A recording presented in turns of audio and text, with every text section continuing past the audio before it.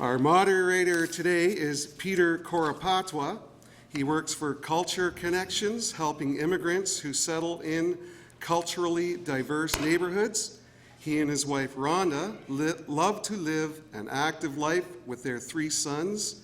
He has a Bachelor of Science degree, a Master's degree in apologetics, summa cum laude, and will be our moderator for this debate. So let's give Peter a big welcome.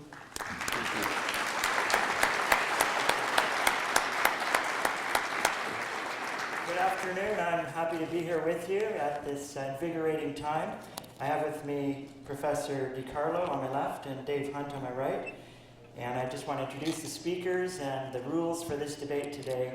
And I think we're going to have an insightful time as we dialogue on these important topics today. Dr. DiCarlo is currently an instructor at the University of Ontario Institute of Technology, where he teaches critical thinking and bioethics, as well as other courses. He's received his PhD in philosophy from the University of Waterloo, and he and his wife have 2 sons, Jeremy and Maddie, I believe. And Linda is his wife, and we're glad that he's here.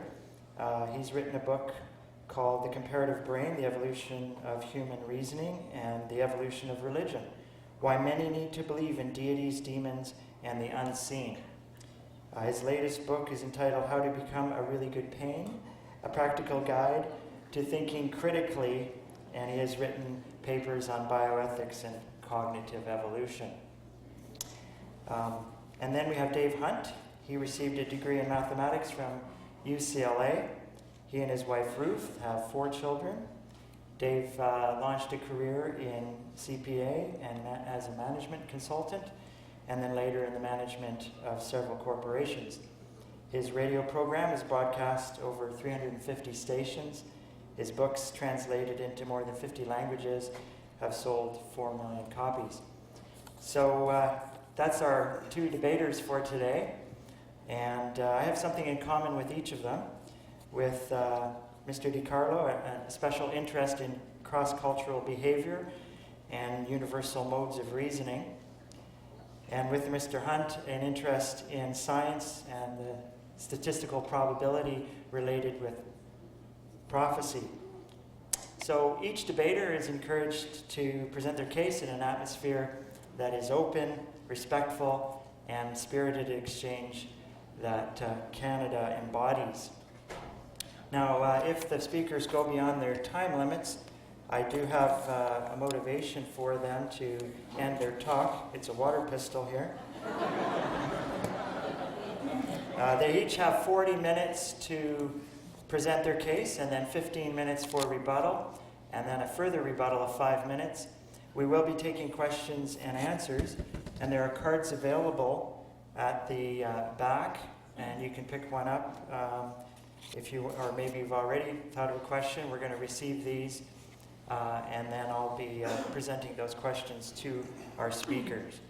So, Mr. Hunt, if you would present your case, we will listen attentively.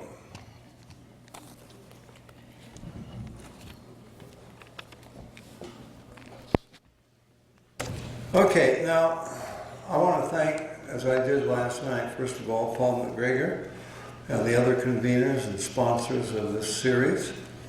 I think it was a great idea. They ought to do it again. I want to thank the film crew and All Saints Catholic High School for renting out the facility. They're not the sponsors, they're not endorsing anything. Right from the start, as I said last night, I want to make it very clear. I'm not here to represent any religion, any church, not Protestantism, Catholicism, Lutherans, Presbyterians, anything, but biblical Christianity. And the reason I say biblical Christianity, because I've listened to a number of debates. Atheists generally lump you're religious, okay, and they lump you in, you know. Wow, those religious Muslims, they're killing people. Well, I guess Christians do that too. No, I'm only here to defend biblical Christianity as it is defined in the Bible and by Jesus Christ himself. Now, we've got a group today who call themselves the New Atheists. How many of you have heard of the New Atheists? Oh, a few, not many. Okay.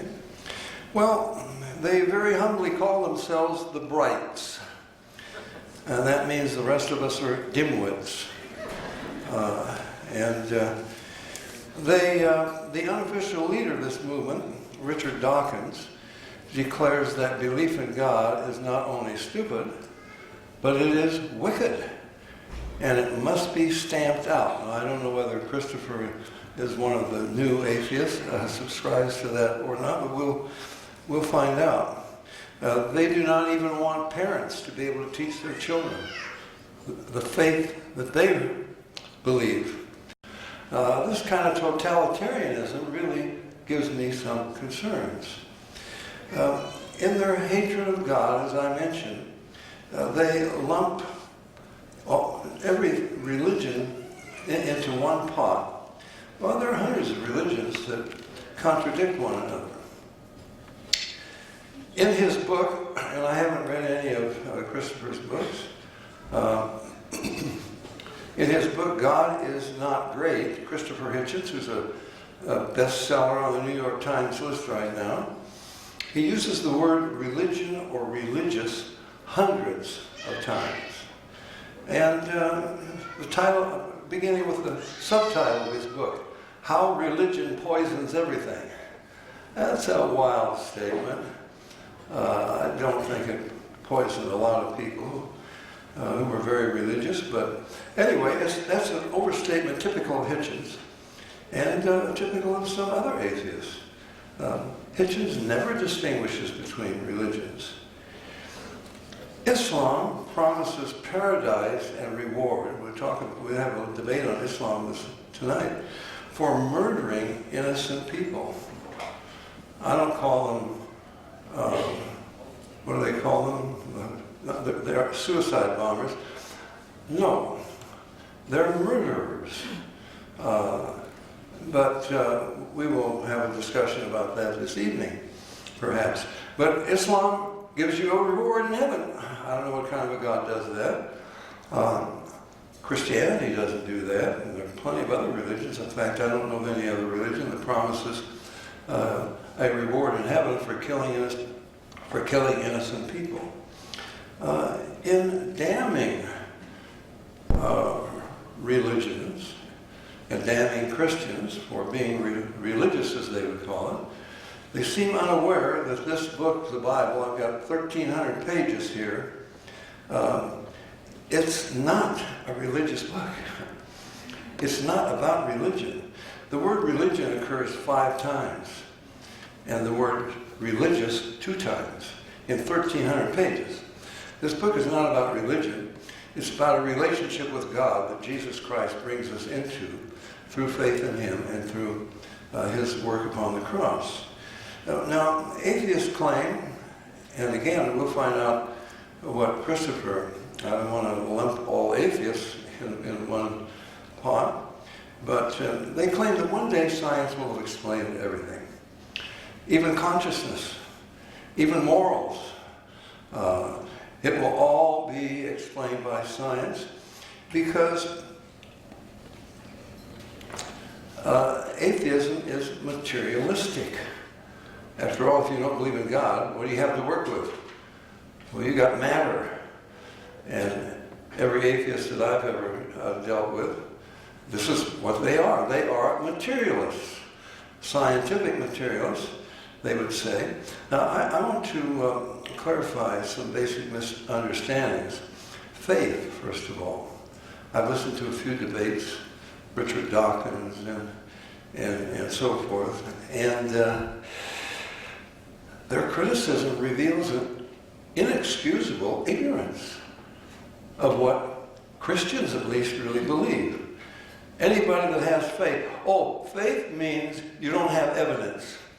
And that's why they say it's a crime to teach your child. Well, you don't have to have any evidence. All you do is you just believe. You got a faith. I don't know any Christian who even believes that. That's not faith, according to the Bible, according to Christianity. Faith is without evidence? No. Faith is based on evidence. And they say, well, you're not to question anything, and you're not even to reason, or not even to understand anything. Well, I could give you dozens of verses, but I'll just give you 2 or 3. Isaiah 1:18, the God of the Bible says, "Come now and let us reason together." The Bible is all about reasoning. If you went to Proverbs 4:7, it says, "Wisdom is the principal thing, therefore get wisdom, and with all thy getting, get understanding." God wants us to understand him. If we went to Jeremiah 9:24, God says, "Let him that glorieth," or boast in this, that he knoweth me. No, it's not what comes first. That he understandeth and knoweth me. Now, the God of Hinduism we heard about last night, you can't understand him. He's beyond any understanding. The God of the Bible, believe it or not, wants us to understand him. He wants us to know him. He wants us to have a personal relationship with him. And you would find this all through the Bible. Now, one of the major problems that we have to deal with, I think it's a problem for the atheists, I don't believe it's a problem for Christians, is the problem of origins. Where does everything come from? Well, we have parents. So I guess that's our origin. And then they had parents and so forth, all the way back. But where did they come from? We need a rational explanation. We need to be able to reason about it. Well, the Christians say Adam and Eve. But Adam and Eve need an explanation. Where did they come from? Well, the Bible says God created them. Atheists say it was evolution. They evolved. Now, we've got a lot of problems with evolution. I don't think it's quite fair. I think it's a little bit dishonest. They're talking about, you can read many books on, like for example, Darwin's book, The Origin of the Species. Well, I think anybody who's read it will tell you he doesn't explain the origin of any species, because you can't. He just starts with species. And we're going to tell you how they evolved and so forth. But wait a minute. Everything's made of energy. Where did the energy come from? We don't know what energy is. We don't know what gravity is. We don't know what anything is. So I think what they're trying to do is build a structure without a foundation. I mean, what's the point of talking about how things evolve when you can't tell me where the energy that they're made of came from? And I don't think that's quite the way. I don't think they should take credit for explaining origins. Now, natural selection. Oh, of course, I believe in natural selection. But you got to have nature. You got to have something that you can select with. You have to have a reproductive organism before this will even work. Where are you going to get this reproductive organism? Consciousness, life. Life, that's a problem. But where does that come from? Well, they cannot explain it. Science has no answer to it. Let me quote Stephen Hawking, and you probably all know him, the genius in the wheelchair. He asks, why does the universe go to all the trouble of existing? What is it for? Science has no answer to that. Scientists don't like the why question. That's out of bounds. There's no answer. Lee Smolin, a theoretical physicist not far from here, Waterloo, Canada, has said, quote, when a child asks, what is the world? We literally have nothing to say. Well, atheists say it began with a Big Bang. I think you got some big problems with the Big Bang. First of all, where did the energy come from? There are a lot of problems. The second law well, let's take the first law of thermodynamics. It says energy can neither be created nor destroyed. Well, that's because they're atheists. It can't be created by anyone but God. But if it cannot be created, then it must have been here forever. This is the atheist God. energy. The atheist doesn't like you. Well, God. Well, what about God? Well, he created everything. Yeah, but who created God? We don't believe in created gods. We don't believe in a God that was created. Oh, well, he'd have to be created. Well, yeah, but you say that energy can't be created. So you believe in something that has no beginning. Why can't we believe that God has no beginning? You are driven to something or someone. Now, we got a problem between the first and second laws of thermodynamics. Second law is the law of entropy. Well, if energy can not be created, then it had no beginning. It must have been here forever. The second law of thermodynamics, the law of entropy, says that energy runs down like a clock. Energy becomes less and less usable. Things move from order to disorder. Now that kind of disagrees with the Big Bang. That's the ultimate disorder, moving to order. But the second law says no, things move from order to disorder. Now if you can't create energy, and energy's been here forever, it surely should have all gone, it should have all entropied by this time. Well, many scientists don't accept the Big Bang. Many of them that I could quote. What is energy? What's an electron? What's an atom? What is space? Time, light, gravity. We have words for these things, but we have no explanation for any of them. Max Planck, one of the greatest physicists of the 20th century, father of modern quantum theory, he said, quote, "Science cannot solve the ultimate mystery of nature." Robert Jastrow, founder and for 20 years, the director of the NASA's Goddard Institute for Space Studies that launched Pioneer and so forth, he struggled for years to deny the distasteful evidence. An agnostic, he shocked many of his fellow scientists when he implied at the 144th National Conference of the Association for the Advancement of Science that the evidence seems to demand an intelligent creator. And while he remained an agnostic, he finally concluded, along with many of the top astronomers today, there was a beginning to the universe. You don't have to be a top astronomer to realize that. I mean, the sun hasn't been in the sky forever. You can explain that to a child.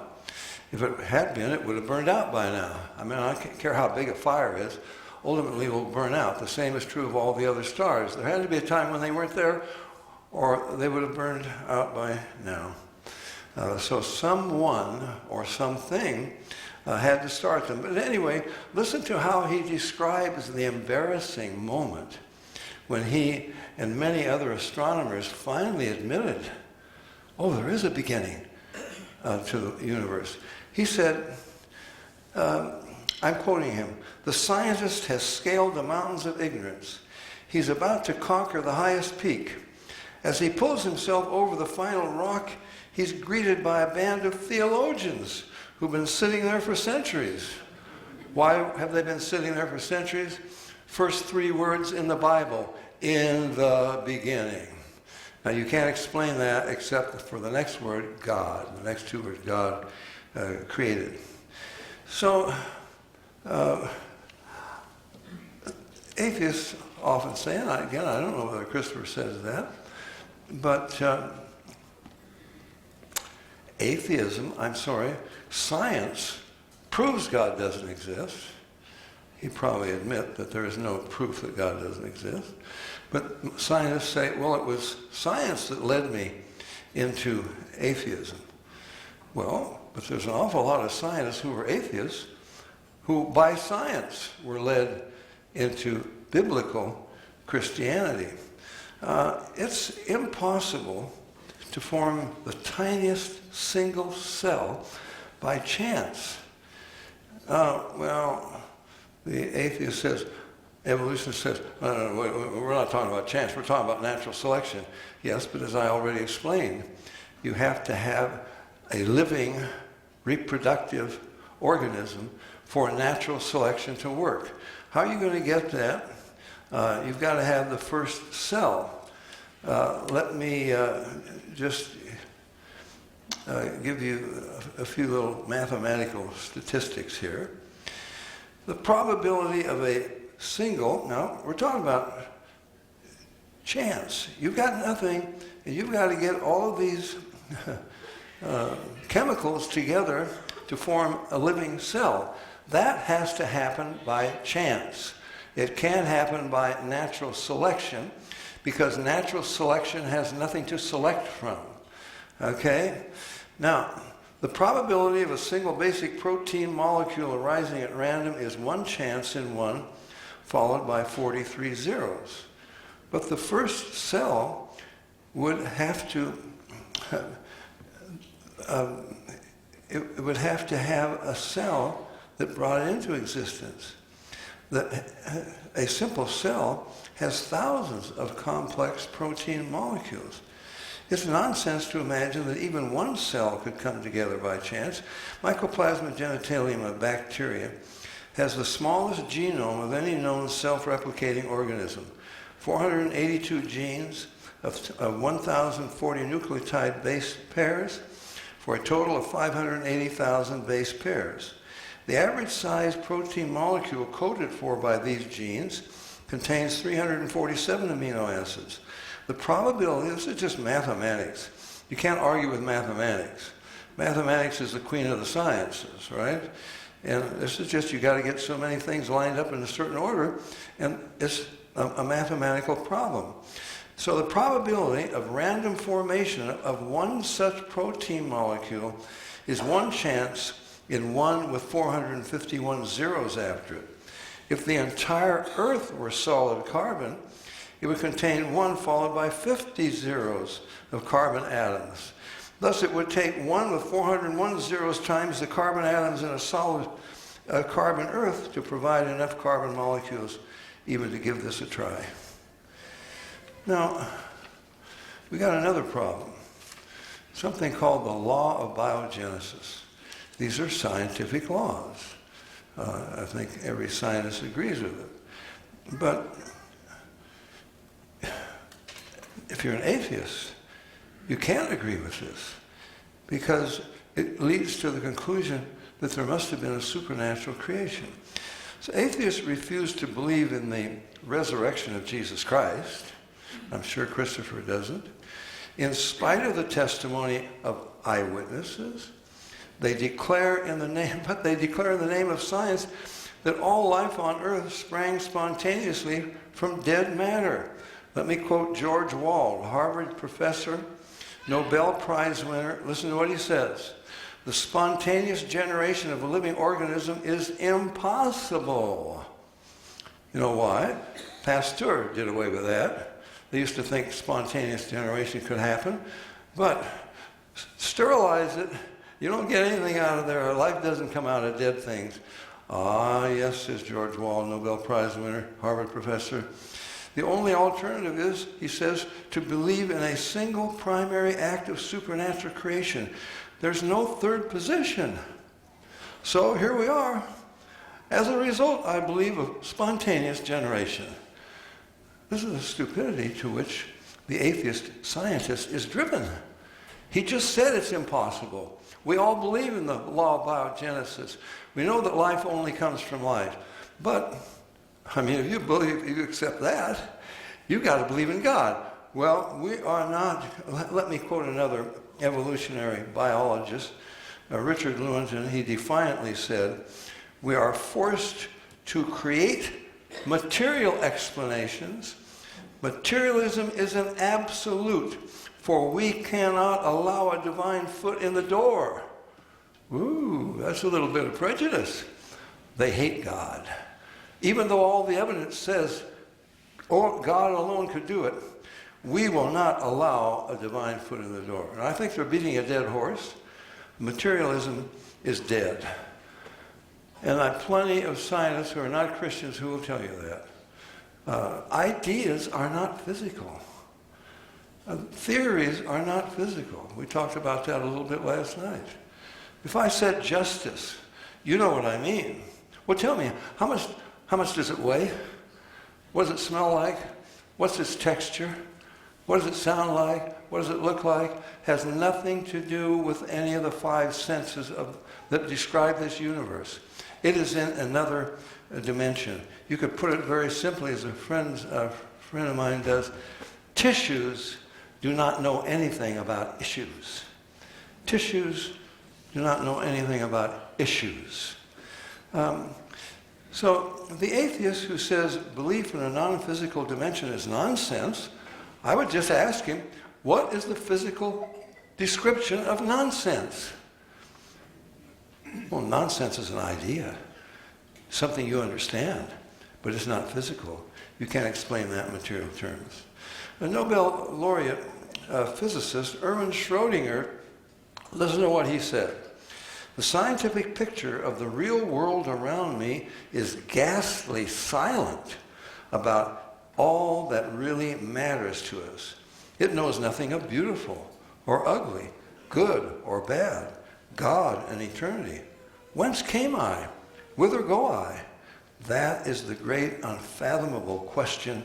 Science has no answer to it.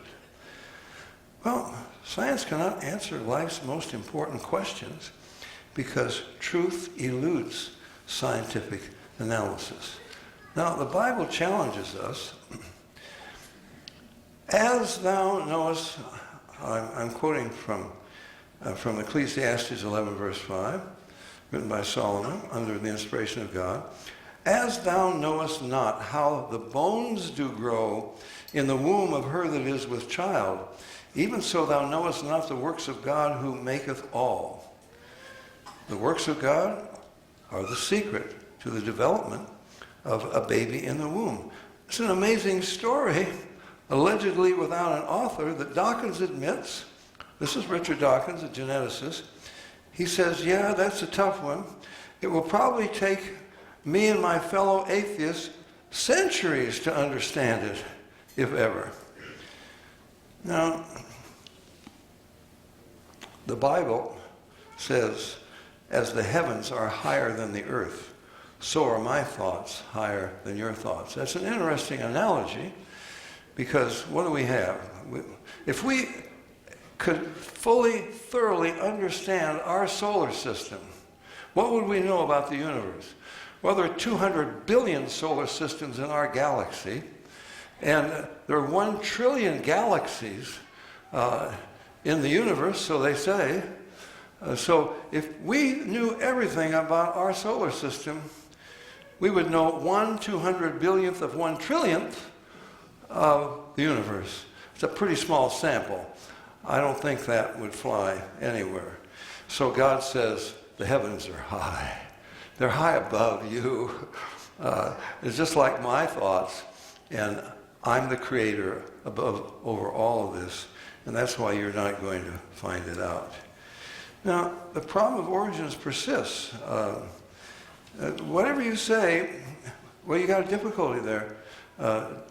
You really have to have God. Dawkins says, oh, we're working on that.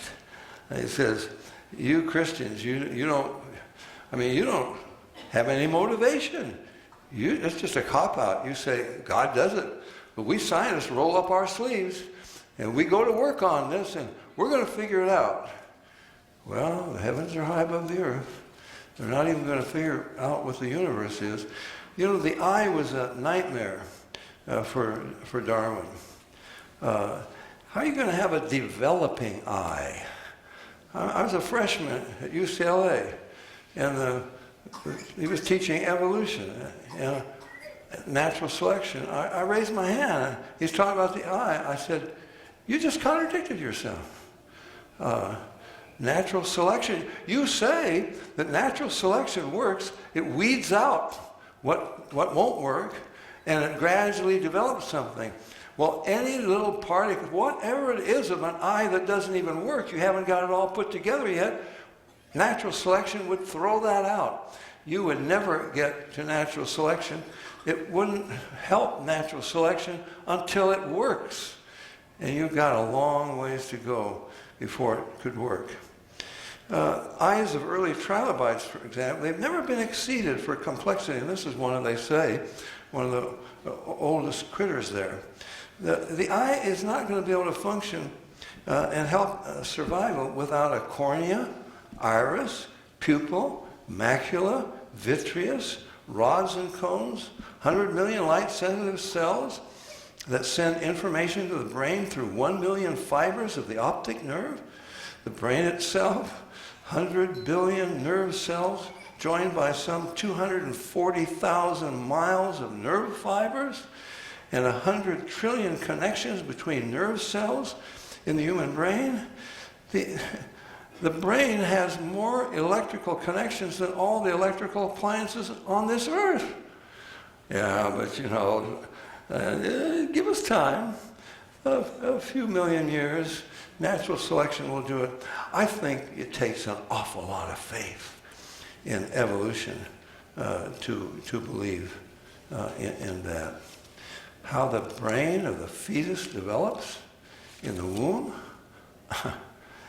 it's beyond present comprehension. As it grows, billions of neurons migrate along glial cells, which will eventually number as many as 5 trillion in their final destination.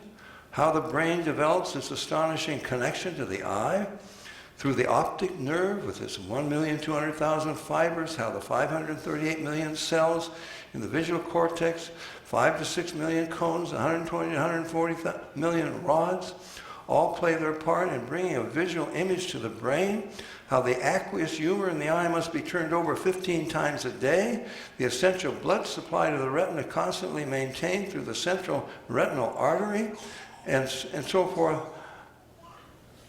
I think David knew what he was talking about, Psalm 139. He said, I am fearfully and wonderfully made. They take a creator. Richard Dawkins used the word architect, but he doesn't believe in an architect. So we got some problems with origins. What came first, chicken or egg? It's not a childish question. There are dozens like this that atheists cannot answer. C.S. Lewis, for example, commented, we're taught from childhood to notice how the perfect oak drops the acorn, and to forget that the acorn itself was dropped by a perfect oak. Where did the perfect oak come from that dropped the acorn? Well, that's a problem.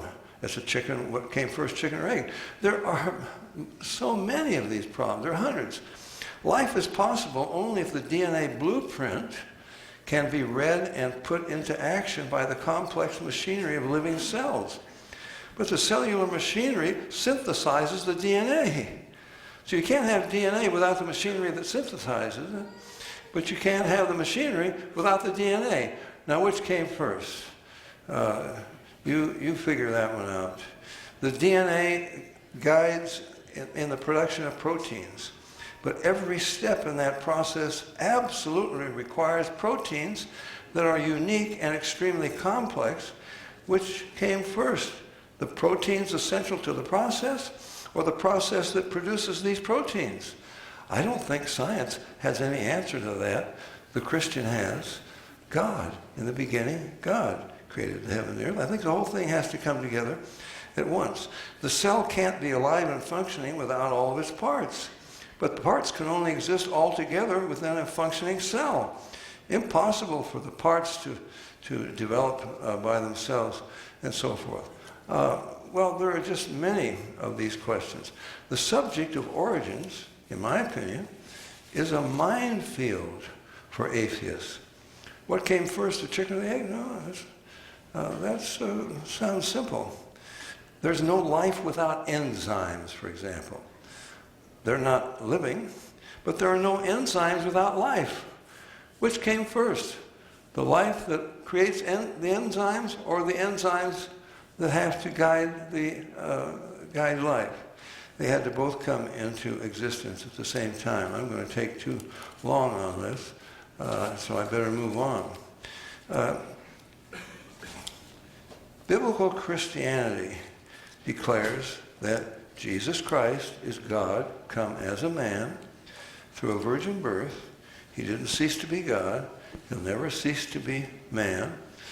And John 1, verse 2, thereabouts says, all things were made by him. Without him was not anything made that was made. And then it says, significantly, in him was life. There is no life without life. The law of biogenesis. Life comes from life. And the Bible tells you that life comes from God. He is the one who has life, and he's the one who originated. Well, speaking at the 1981 annual meeting of the British Association for the Advancement of Science, anthropologist Edmund R. Leach told his audience, quote, missing links, I guess we're going to have a talk about evolution this afternoon, missing links in the sequence of fossil evidence were a worry to Darwin. He felt sure they would eventually turn up, but they are still missing and seem likely to remain so. Johns Hopkins University professor Stephen Stanley declared, the known fossil record fails to document a single example of phyletic evolution accomplishing a major morphologic transition and hence offers no evidence that the gradual model can be valid. Professor Herbert Nilsson, director of the Botanical Institute at Lund University, Sweden, declared, after 40 years of study, the fossil material is now so complete that the lack of transitional series cannot be explained as due to the scarcity of the material. The deficiencies are real. They will never be filled. Colin Patterson, senior paleontologist of the British Museum of Natural History, he was taken to task by a reader for not showing an example of intermediary forms, not one example, in a book that he had written. Here was his reply. If I knew of any, fossil or living, I would certainly have included them. Gould and the American Museum people say there are no transitional fossils. You say I should have at least showed a photo or something. I will lay it on the line. There is not one such fossil for which I could make a watertight argument. What about DNA? DNA, oh my goodness, basis of all life. You got no life without DNA. DNA, as you must know, most of you I'm sure, it's in writing. This is the formula. This is the architect's plan. Now, Dawkins, who calls this the architect's plan, he says genes have no foresight. Now, you know, an architect can't just start out building a building without the plans. So the plans must have been there first. You got to have plans before you can construct a cell, very complex, and a human body. Look, here's information on this page. We all begin as a single cell about the size of a period at the end of a sentence. This is information. Information only comes from an intelligence. The paper and the ink did not get together and make up this information. Oh my goodness, I'm trying to talk too fast because I'm running out of time. The most well-known genius out there, Einstein. Einstein said matter cannot arrange itself into information. There's no information in matter. Where did this information come from? Instructions that are written out. It could only come from God. I think that's simple logic. I think that we are driven by logic and by science to belief in God. Now, Wilder Penfield, I wanted to quote another Canadian. He was called at one time the greatest living Canadian. He was a neurosurgeon, not too far from here in Montreal. He said that the brain is like a computer. It's programmed by something independent and outside of itself. What could be outside of itself? Oh, might be in the liver or a kidney or something. No, he's talking about another dimension. And to the end of his life, he was trying to find a scientific explanation for consciousness. No, you can't find a scientific explanation because that's materialistic and thoughts are not physical. We're not dealing with something that you can explain. The placebo effect, which I don't have to explain to you, you all know that. That's a staggering example of the power of mental states over the body. And I won't go ahead and explain that. Michael Polanyi, a brilliant man, he fled from Nazi Germany. He said, there is no explanation, no concept in science of consciousness, much less of conscience. And he said, for the scientific world to deny this central fact is not in the interest of truth. Cognitive scientist Steven Pinker, in How the Mind Works, he says the existence of first-person experience is not explainable by science.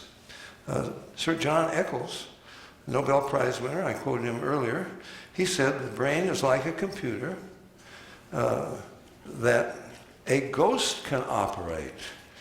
And he believed that that ghost was you, non-physical person living inside of that body.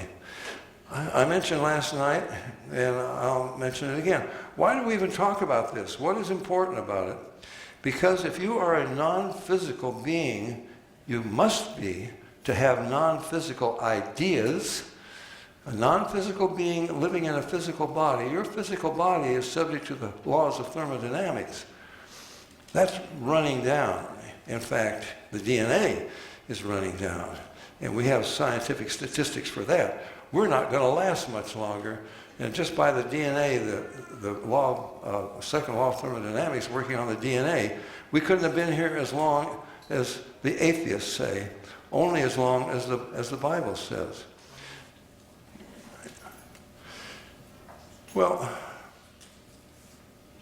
when you die, hate to talk about that, not a pleasant topic, your body, second law of thermodynamics, your body succumbs to it, but not your soul and spirit, which are non-physical.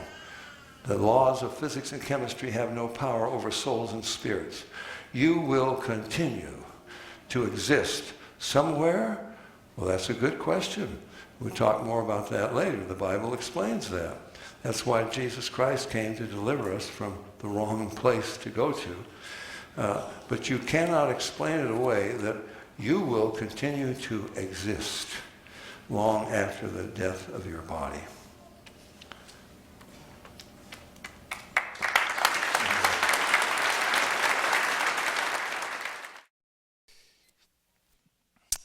Good afternoon, everyone. I wish to thank the organizers, Paul McGregor, for inviting me here this afternoon. As well, I'd like to thank the Center for Inquiry for contacting me, Justin Trottier, and they have a booth as well outside if you want to stop by, as well as the Canadian Durham Region Humanists who contacted me as well. And they're looking for students to join their organizations and whatnot. So if you're wondering what a humanist is, what secularism is, what science and reason is about, and so on and so forth, you can speak to one of the representatives in the foyer. Now, I must state from the outset that my purpose today is not to intentionally offend the religious sensitivities of anyone here this afternoon. I know how personal and comforting religious beliefs can be to some of you. I'm a former Roman Catholic myself, and much of my immediate family still is. And I've made it a good part of my life's work to study why people do develop and practice religious beliefs. So I wish to clearly state that it's not my intention to cause mental anguish or distress to any theist, Christian or otherwise. However, having said that, I have been given the task of arguing against the existence of God, a very specific God, a Christian God, and this I intend to do quite convincingly. By now, it should be clear that the defining features of the proposed God I am to disprove have been described in some detail by Mr. Hunt. The usual tact by theists generally follow a pattern of finding naturalized and scientific explanations for life and meaning somehow lacking in some regard, as he mentioned science, evolutionary theory, and so on. And so what happens is there are gaps that appear in trying to understand why things are the way they are.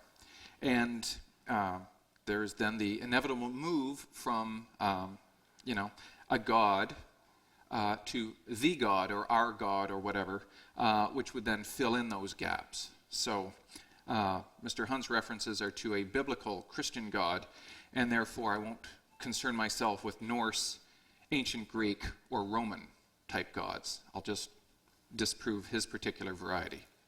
So, now, I may not get around to addressing all of the problems I see with Mr. Hunt's definition of God, but I'm going to look at things like the limits of human knowledge, scriptural contradictions, the evolution of religion, scientific knowledge and epistemic responsibility, inherent tensions in Christian dogma, moral issues, and the differences between Christian and secular values, depending on how much time we have, of course. So, now, in talking about, say, the limitations of human knowledge, right, I will define for you now exactly what I am. I'm an atheist. That's right. You may have heard it for the first time here. An atheist. That is one who is atheistic in regards to all known and defined world religions, but an agnostic in regards to whether or not this universe came into being as a deliberate act of intention, because none of us knows that. And if you do, show me the money. I'd like to see it. I really would. But all world religions to date haven't been able to demonstrate to me that this universe was intended to come into existence as opposed to just being an accident. So I'm an atheist, which is an unusual hybrid of atheism and agnosticism. So, all such religions, including Mr. Hunt's, are guilty of committing errors in human reasoning, which make their positions untenable at best, and untenable at least, and impossible at best. So I claim to be an agnostic when it comes to the intentionality or lack thereof of the universe, because quite frankly, we don't really know. I don't know. The universe could have just come into existence. It may have been intended. But even if it was intended, that's not to say his particular brand of a god is the one that brought it into existence. There are people who are called deists. They don't have a theology, they don't have a religion whatsoever. They just think there is some type of force, energy, whatever, brought the universe into existence, and it could care less about us. It doesn't care what goes on with us whatsoever. Right? I don't believe in deism. I don't believe in theism. I live my life as though such things don't exist, because I think it's more important to get on with the business of living and worrying about how we're going to treat each other without killing each other.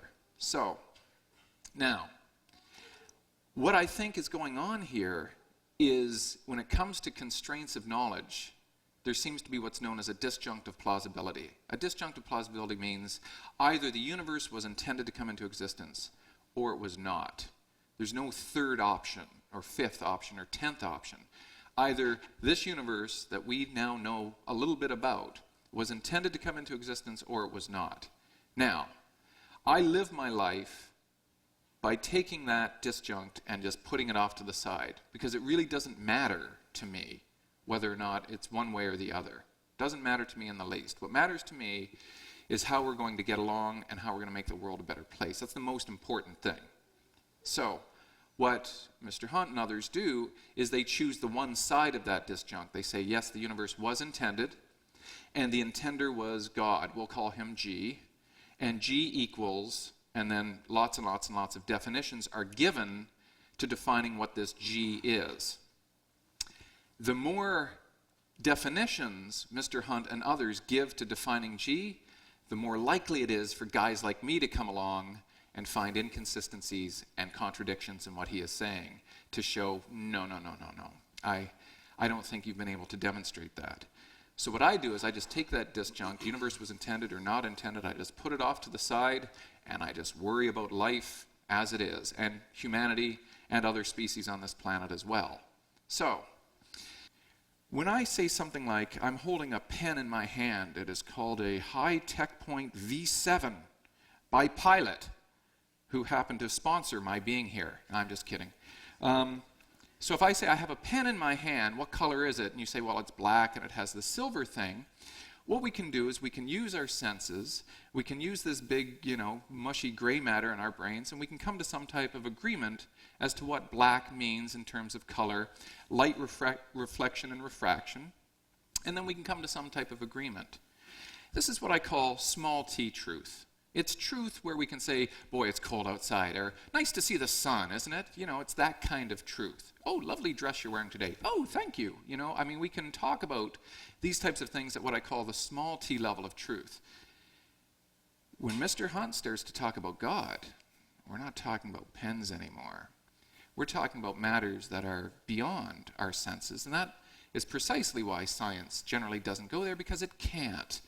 And it recognizes, as did Socrates, as did the ancient skeptics, over 2,000 years ago, that there is a divide between these types of information. I would love to be able to know that a God existed, and that he cared for me, and that when I died, he had a special place for me, and all I have to do is follow the rules in that particular book, and everything will be okay. But I don't have that information. Certainly not like this, nor do you. You may believe you do, but when you enter the realm of what I call big T truth, you have now taken what Kierkegaard called a leap of faith. Now, faith, as they say, can move mountains, yes, but not really. Heavy machinery and explosives move mountains. That's what science does. That's how we've been able to develop our abilities to overcome obstacles, not to be mere sheep or be like children and worship certain types of beings from afar or whatnot.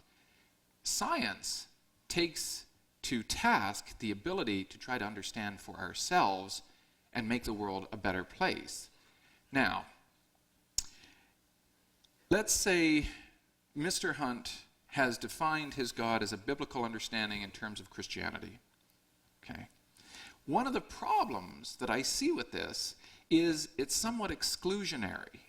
So that what happens with the Hindus, what happens with the Muslims, what happens with the spiritualists, what happens with so many of the other world religions, of which there are about 1,200 different types and varieties of world religions. Basically, what Mr. Hunt is saying is that the others kind of have it, but nowhere near to the level of information that he has. Now, when he speaks at the level of big T truth, and we want to compare his words to the words of a Hindu, a Muslim, a Jew, an Aboriginal, whomever, we no longer have the pen is black type of criteria. It doesn't exist anymore. It now becomes a matter of faith. So what are we talking about? Well, we're talking about things that we cannot possibly fathom because they lie outside of the realm of our ability to know any of this information. So then what are we really talking about? Well, it might be like me saying, Bugs Bunny is a really good actor. I love that guy. I'd love to meet him someday, Dude, Bugs Bunny doesn't exist. Like, really? He doesn't? No, he's just a cartoon. So if we're going to talk about different world religions, who's right, who's wrong, what criteria do we use to be able to say, the Jews got it? Okay, it's all over, everybody. The Jews have it. Christians, sorry, you're wrong. Muslims, terribly sorry. Good try, though, that whole Allah, Muhammad thing. It was cool. Wrong. Hindus, man, you guys really screwed up. I don't know what you were thinking. Aboriginals, savages, right? What were you thinking? So how would we be able to determine who was right when it comes to world religions? And the answer, of course, is we don't. We don't have the measuring stick. I wish we did. I really do. It'd be a vastly different world, wouldn't it? If we were to be able to open that book and every human on this planet looked at it, read it, and said, right, what was I thinking? There it is, of course. But then why are there 1,200 different world religions, if that's the truth? Why are the others so wrong? Why have they gotten it wrong? And why am I wrong? As an atheist, I just want to be a good person. I don't want to hurt anybody. I want to be compassionate. I sometimes think I'm a better Christian than most Christians I know. Right? And I've seen some bad Christians, like George W. Bush. So, if you didn't think I was going to take a shot at him, you're crazy. Right? Now, very bad Christian. Very bad. Listen, it's an impossibility for all defined world religions to be right. It's impossible. They contradict each other. Monotheistic, one God. Polytheistic, many gods. Mr. Hunt, you believe in the Trinity? You do, okay. Some believe in the Trinity, some don't. Okay. Who's right? Mr. Hunt, right?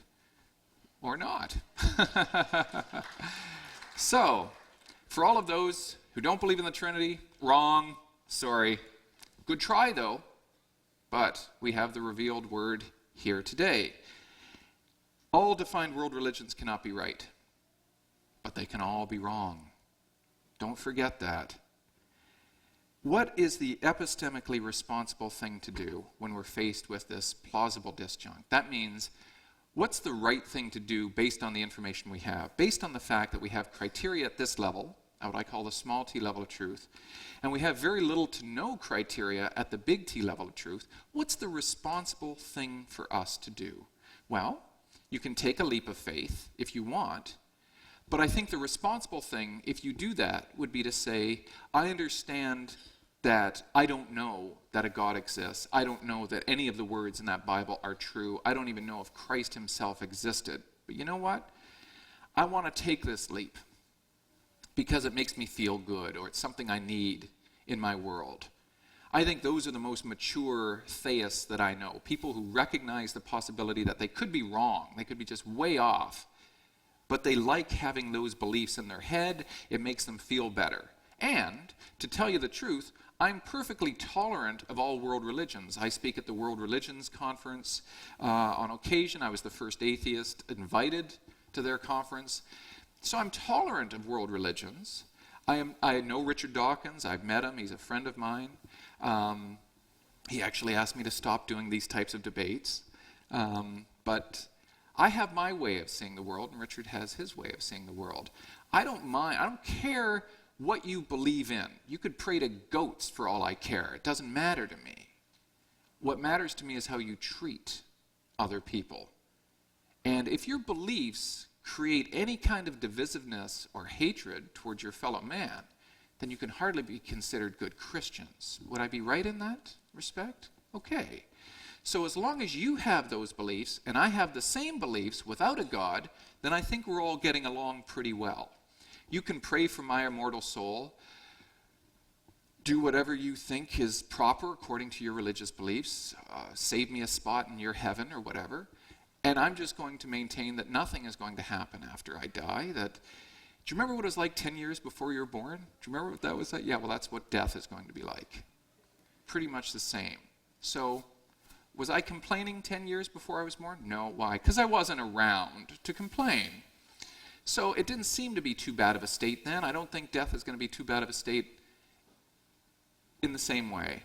So if it makes you feel good or whatnot to live your lives according to certain types of scriptures, and you don't cheat on your taxes, and you're not cruel to animals, and you're good civilians and that sort of thing, you're not breaking into my house to steal my TV to support your Christian habit, yeah, then I'm down with you, or Muslim or Jew or Hindu or whatever. Fine, go ahead, that's wonderful, and then we can all get along, okay? Just don't think that I'm so wrong I need to be helped, or that something's wrong with me or my kids back there because they've been raised without being baptized or without any kind of God or whatnot. They seem to be fairly well-adapted kids. And, the lessons I've taught them are inherent in many of the world's religions. And we have to realize that there is a lot of good that does come out of world religions, no question about it. But there's also a lot of bad stuff as well, unfortunately. Some people take religion and use it as a tool of empowerment and harm others because of it. And that's the last thing we would want to say any religious person should be doing. But yet, it happens, and it's happening south of the border. I was born and raised, baptized, Roman Catholic. I was an altar boy for 5 years. I never, ever recalled in the New Testament where it said, go verily unto foreign lands and kill people for their oil. I missed that. So, religion can be abused, and we see it happen all the time. Different religions throughout the world. So, my first point is that we really need to understand how we are limited in our knowledge. You may think that you know for sure that Jesus Christ or Brahma or Muhammad or Allah or Vishnu or any of the various gods exist. You may think that you know this for sure, but you don't. You have a strong faith because the realm of your understanding is at the level of big T truth.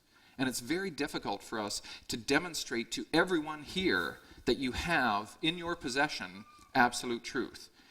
If you had it in the same way as you had it for this pen is black, it would be a vastly different world. Because there is that separation of knowledge. That's one of the reasons why we're here. Because we're having a discussion about the existence, or in my case, the non-existence of a Christian God.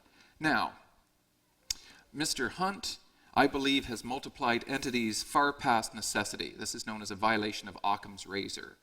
So what happens is he's chosen one of the sides of the disjunct, that the universe was indeed intended. Define that intender as a God, further define that God as a Christian God, as defined in Scripture. And I'm not sure if he's revealed himself to Mr. Hunt or not, but those are basically the ways you can find out about a particular God, is through Scripture and Revelation, that sort of thing. And when he does, what happens is he extends his understanding of God far past necessity. Some people may believe the universe was intended, but have no idea how or what could have done it, or how to understand what that thing is, or whatnot. So they just leave it.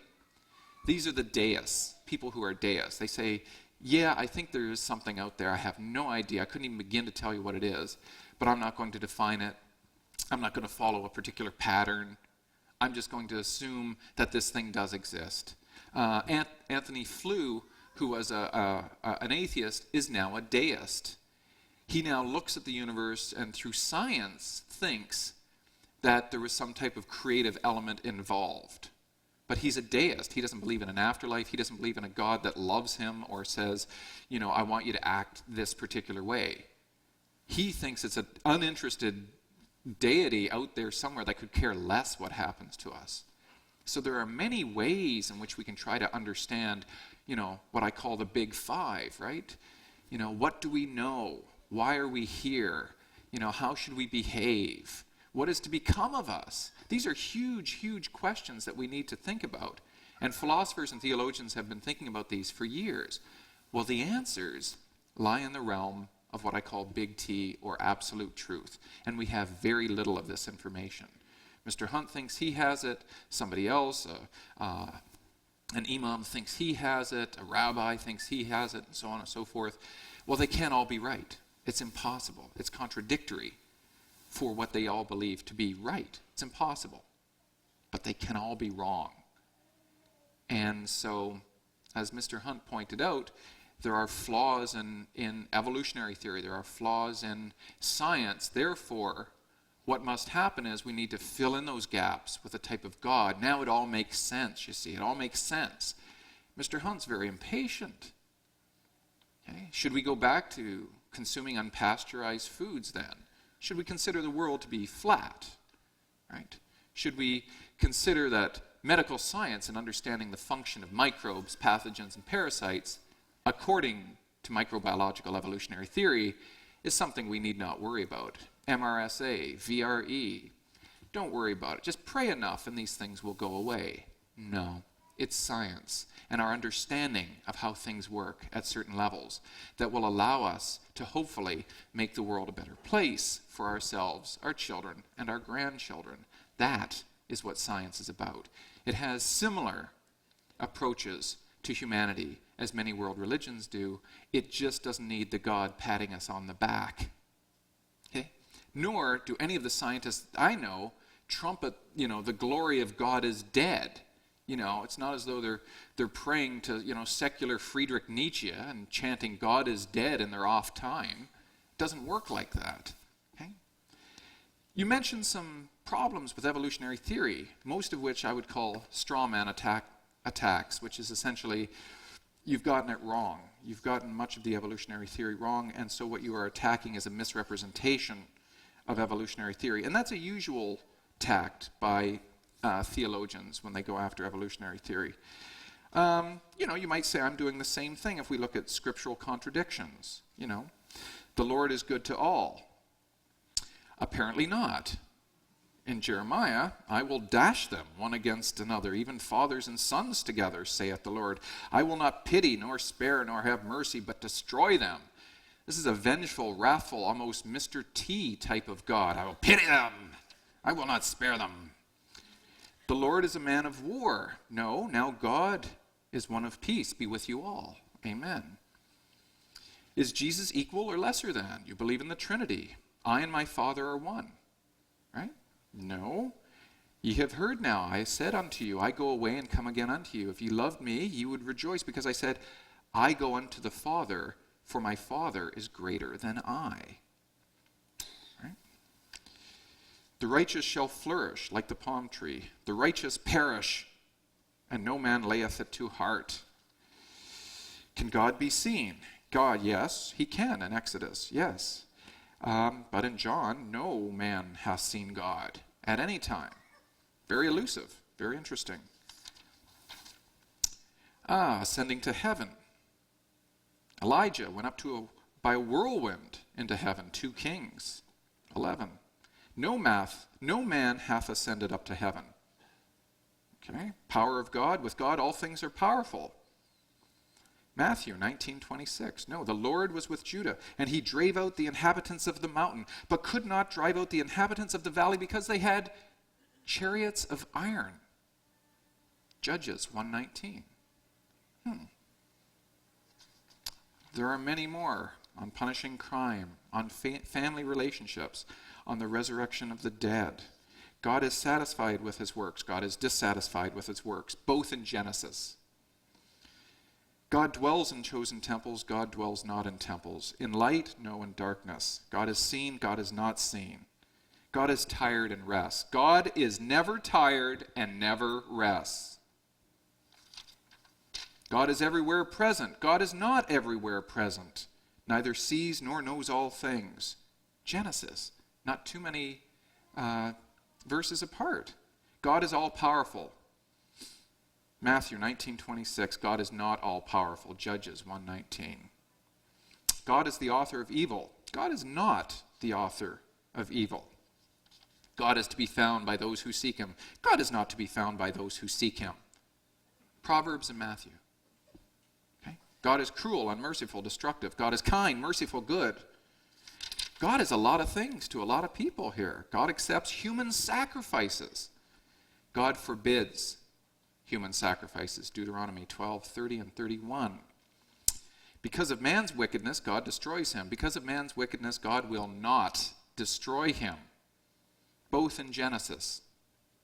There is but one God, Deuteronomy 6:4. There is a plurality of gods, Genesis 3:22. John 5:7. And now let's talk about killing. Since I mentioned Mr. Bush, south of the border, you shall not kill. Divine commandment, Exodus 20:13. Down comes Moses from the mountain. And what does he do? Well, basically, he leads his people out of Egypt, and then he leads them on what can only be described as a blood-soaked trek to the promised land. We are told, for example, that when God delivered the land of Heshbon to the Hebrews, they utterly destroyed every city, men, women, and children. They left none remaining. In a case where we might be tempted to think the extent of killing was an excess brought about by the heat of battle, say, rather than by divinely sanctioned slaughter, we read in Numbers of a case in which Moses angrily chastises the army generals for not killing all of the inhabitants of a city. In their defeat of the Midianites, the Hebrews took as captives the women and children after slaying all the men. Moses was, we're told, was angry with the officers of the army. And he asked, have you let all the women live? Numbers 30, 14, 15. He corrects their error by basically saying to them, listen, now therefore kill every male among the little ones, and kill every woman who has known man by lying with him. But all the young girls who have not known man by lying with him, keep alive for yourselves. Right. Yeah. I don't know how selective you're going to be of that book, but if somebody were to do this today, you might think there's something morally deficient about this person.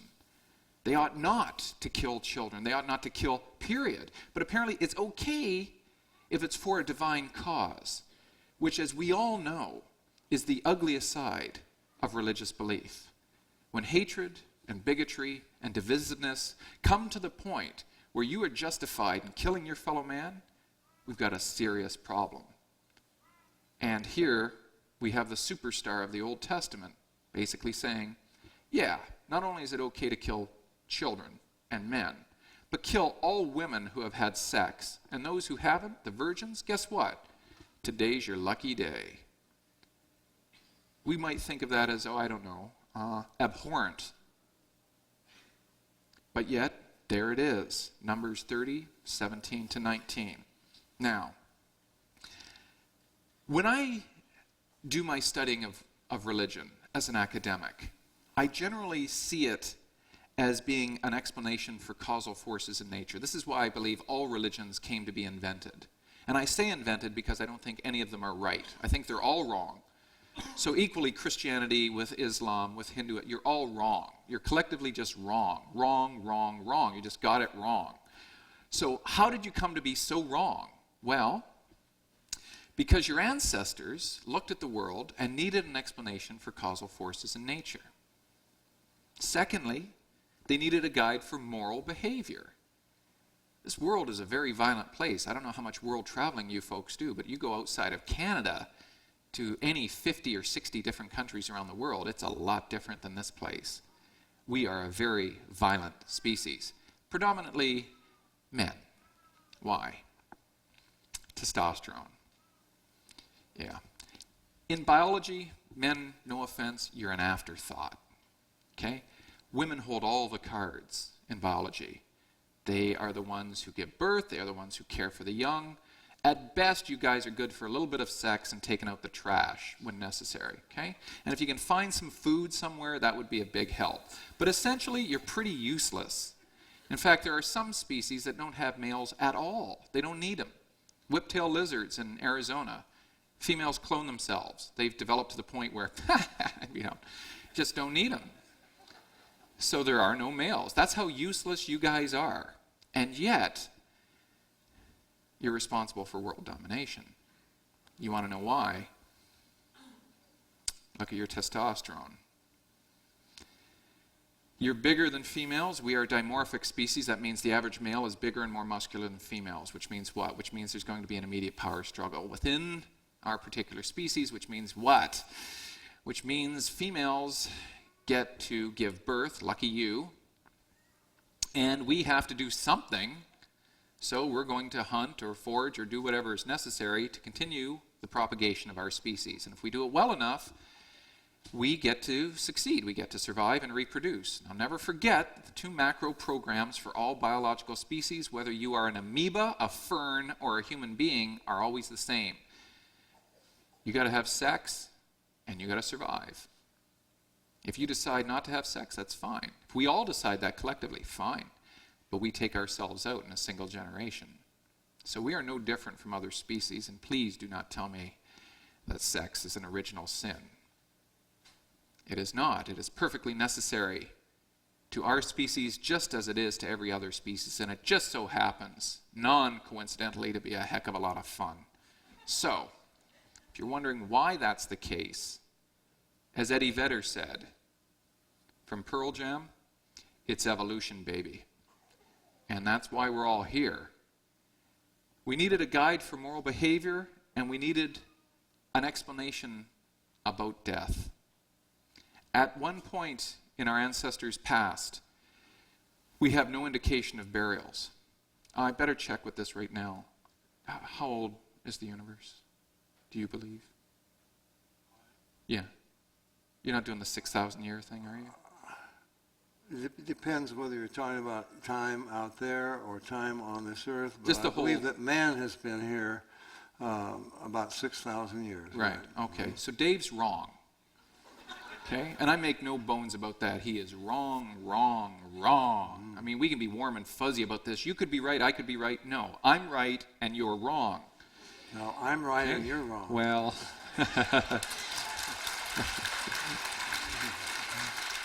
maybe we'll have to have a water gun fight to settle this. I don't know. But look, the Earth is 4.6 billion years old. We speciated with chimpanzees about 6 million years ago. We've been around from a long, long time. Thank you. Thank you. My simian brothers. Bananas for everybody after the debate. Okay. Listen. When we descended from the trees after Africa dried up about 6 million years ago because North and South America attached, yes, that's right, you do believe continents move, or do you think that's just something God's playing with your heads with? When North and South America joined, it stopped the Atlantic from flowing into the Pacific. This changed the climate in northern Africa, turned what was then a rainforest into what eventually became the Sahara. What happened was trees started to dry up and die. That meant our ancestors had to get moving or they had to die, adapt or perish. They came down from the trees, lots of tall grass. They stood up. They had 4 arms to be able to manipulate tools. They moved around. They ate lots of meat. They got big brains and shorter guts. Their pharyngeal development changed, which allowed language and the development of consciousness. This all happened on an afternoon. No, it didn't. That's not how evolution works. Evolution takes a long time, a lot longer than 6,000 years, millions of years. They didn't just come down from the trees. Oh yeah, I'm liking this. Lion, and then they can run away because they can now see. No, evolution doesn't work like that. Evolution takes a long, long, long time. So they come down from the trees and they lope around for, several 100,000 years before they develop the adaptations that allow them to gradually stand upright and move about from tree to tree and be able to forage and scavenge and eventually make tools. The techniques science has developed for determining the age of our planet and this universe cannot be denied. If you deny what science has given you, because that book says something else and you feel that you got to chuck the baby out with the bathwater, that you think, I can't believe this scientific evidence because it contradicts what I have in this particular book, you're missing out on a magnificent world that we have been able to understand through reason and science and mathematics. It is an amazing world with or without any kind of God, because we have evolved consciousness and language that have allowed us to be able to look up and ask the big 5 questions, and then to be able to separate truth into small t truth, the pen is black, and big T truth, why am I here? And I think that's a marvelous testament to us as a species. We stand alone in doing that. Do you realize that just about 30,000 years ago, even less than that, although that's 5 times the length of the Earth for Mr. Hunt, there were 4 different species of humans on this planet. Homo florenziensis, Homo erectus, Homo sapiens, and Homo neanderthalis. They all existed at the same time. We are the only ones that survived. We have the big brains. We are sapient. That means we understand what's going on in our environments. We can manipulate tools. We can create technologies. If we didn't develop consciousness and language, we're not having this debate here today. There's no question in my mind about that. So what happened? Well, we looked around the world We tried to make sense of it. We tried to survive and reproduce as best we could.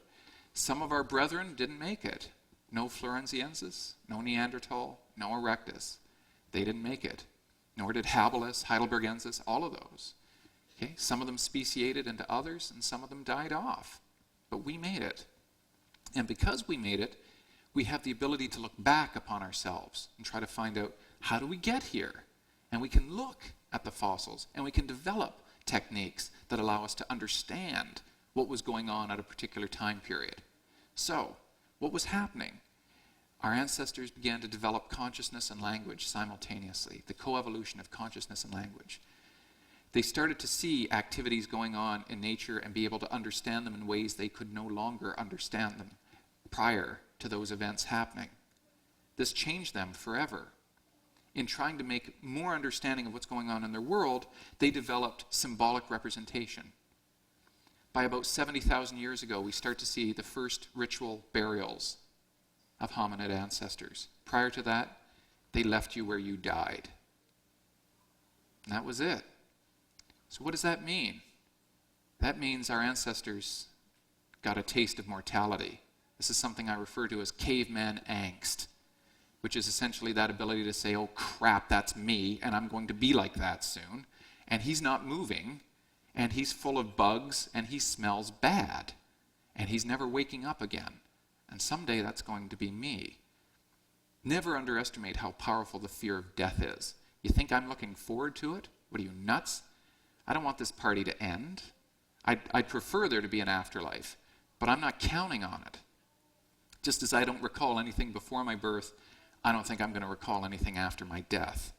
And that means it makes this world all the more important to each and every one of us. And that means each and every one of us has a duty to ourselves, to our community, especially to our children, to find out the truth insofar as we can understand it to the best of our ability at this level first. Okay?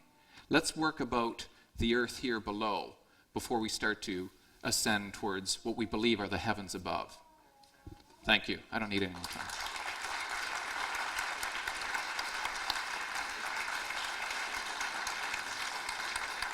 Thank you. Isaac Newton wrote more about the Bible than he did about science, and yet he's called one of the greatest scientists. You want to talk about scientists today, I think astronauts are scientists. The first group of astronauts, I think it was Apollo 8, to circle the Earth, they said, we have a message for you folks back there on planet Earth. And they read the first 10 chapters of Genesis that start, in the beginning, God created the heavens and the earth. They must have had that faith. You want to know the first food and drink that was consumed on the moon? It was the bread and wine for communion that was brought up there.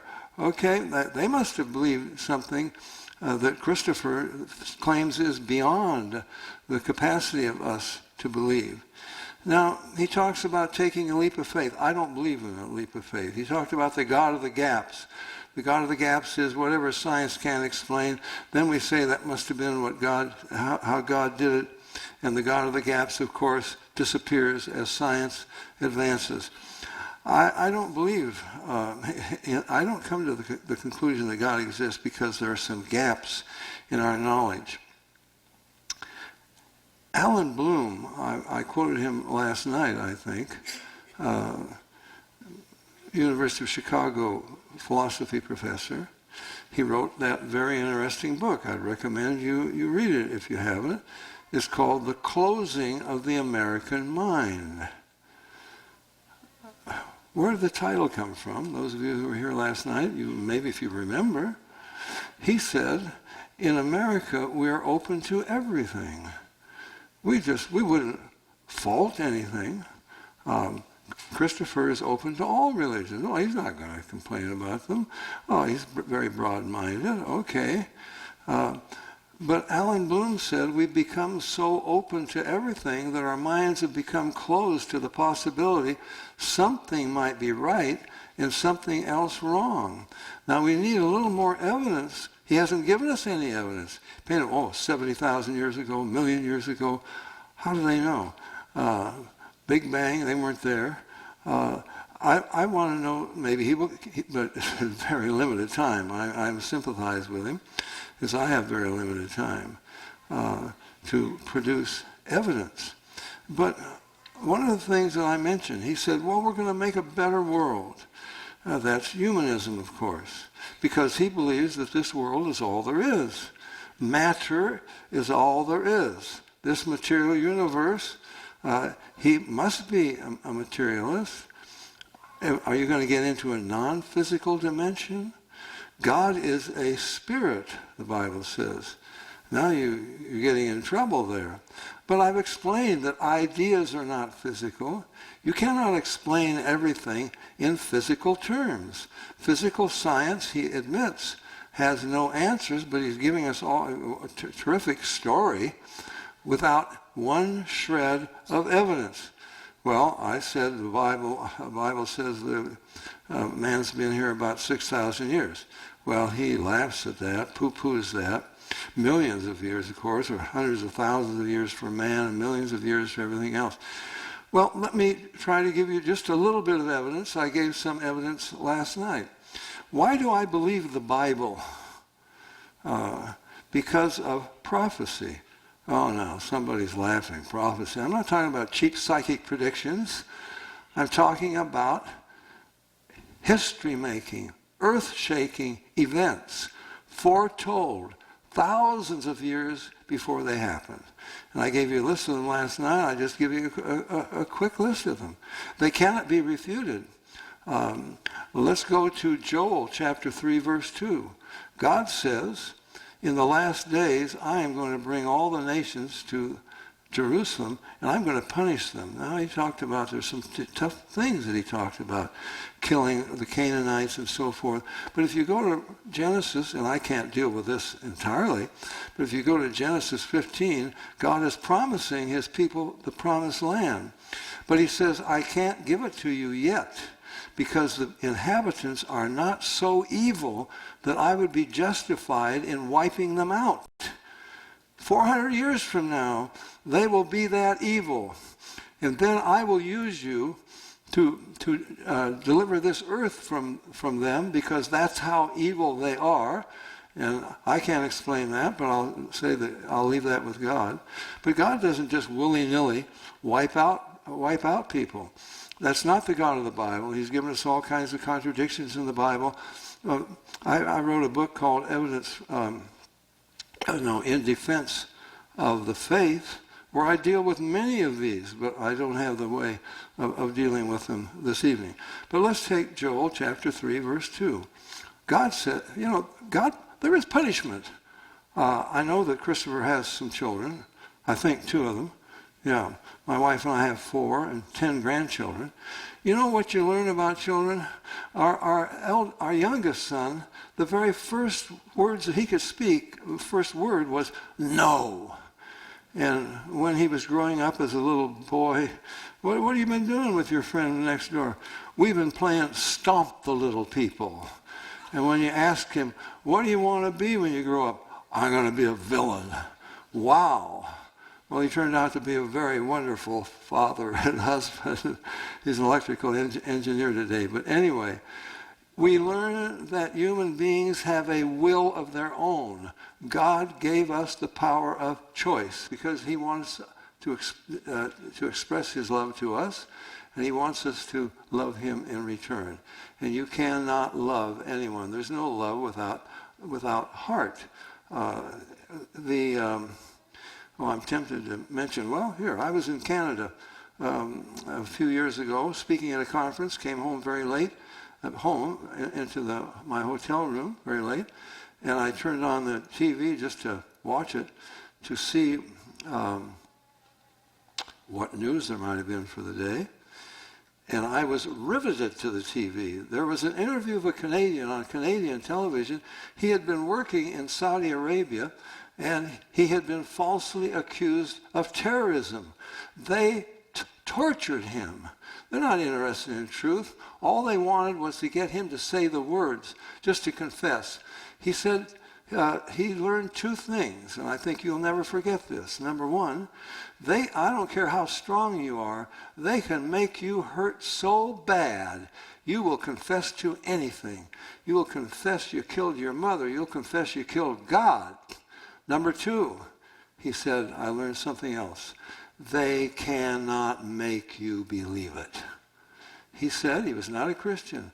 There is a place inside that no one can violate. That's your integrity. That's, the Bible calls it your heart. They cannot make you believe it. God can't make you believe anything. Why is the world like this? Because God has given us the power of choice.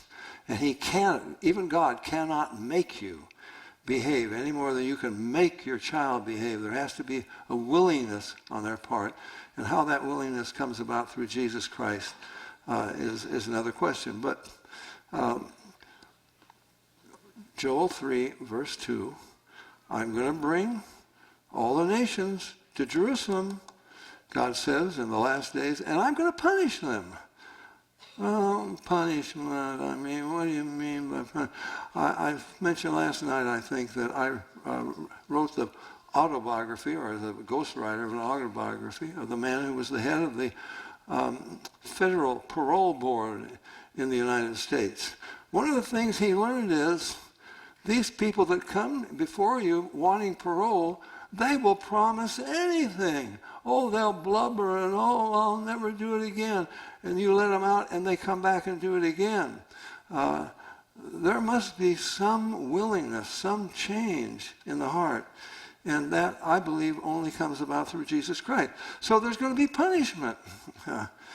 You're not going to get away from that. And Christopher says, well, when he's dead, he's dead.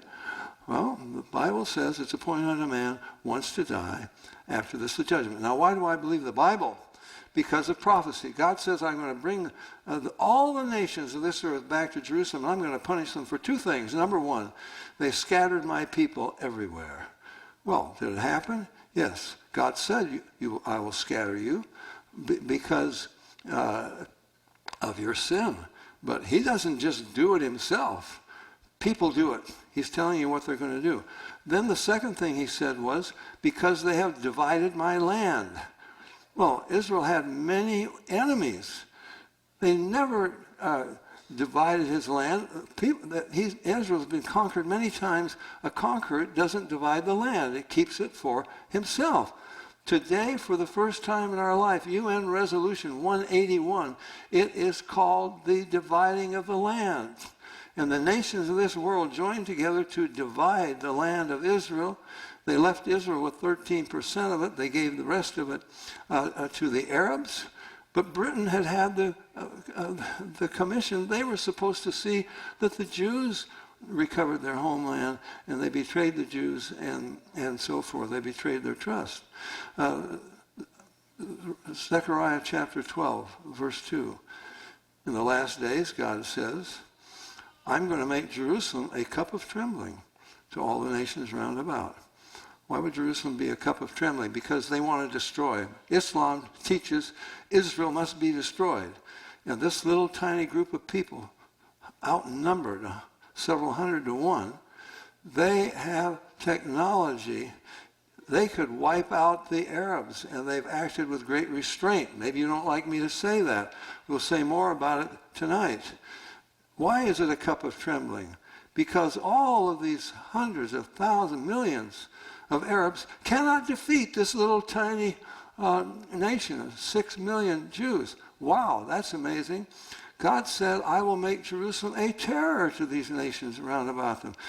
They can launch multi-warheaded missiles, nuclear missiles from submarines. I mean, their technology, I'm going to run out of time here before I get to more prophecies. But God says they will be united against Jerusalem. They were never united before. They had different gods. They had different religions. They fought one another and killed one another. Today, for the first time, every nation surrounding Jerusalem is united.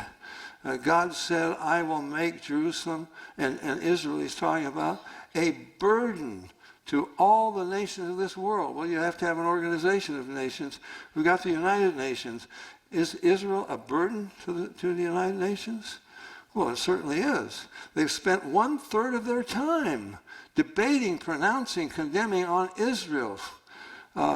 I don't think you can explain that by chance. A nation that has 1/1000th of the Earth's population, they spent 1/3 of their time. God said, Israel will not be accounted among the nations. Well, Israel can't be a member of the Security Council. Every other nation in the world is allowed.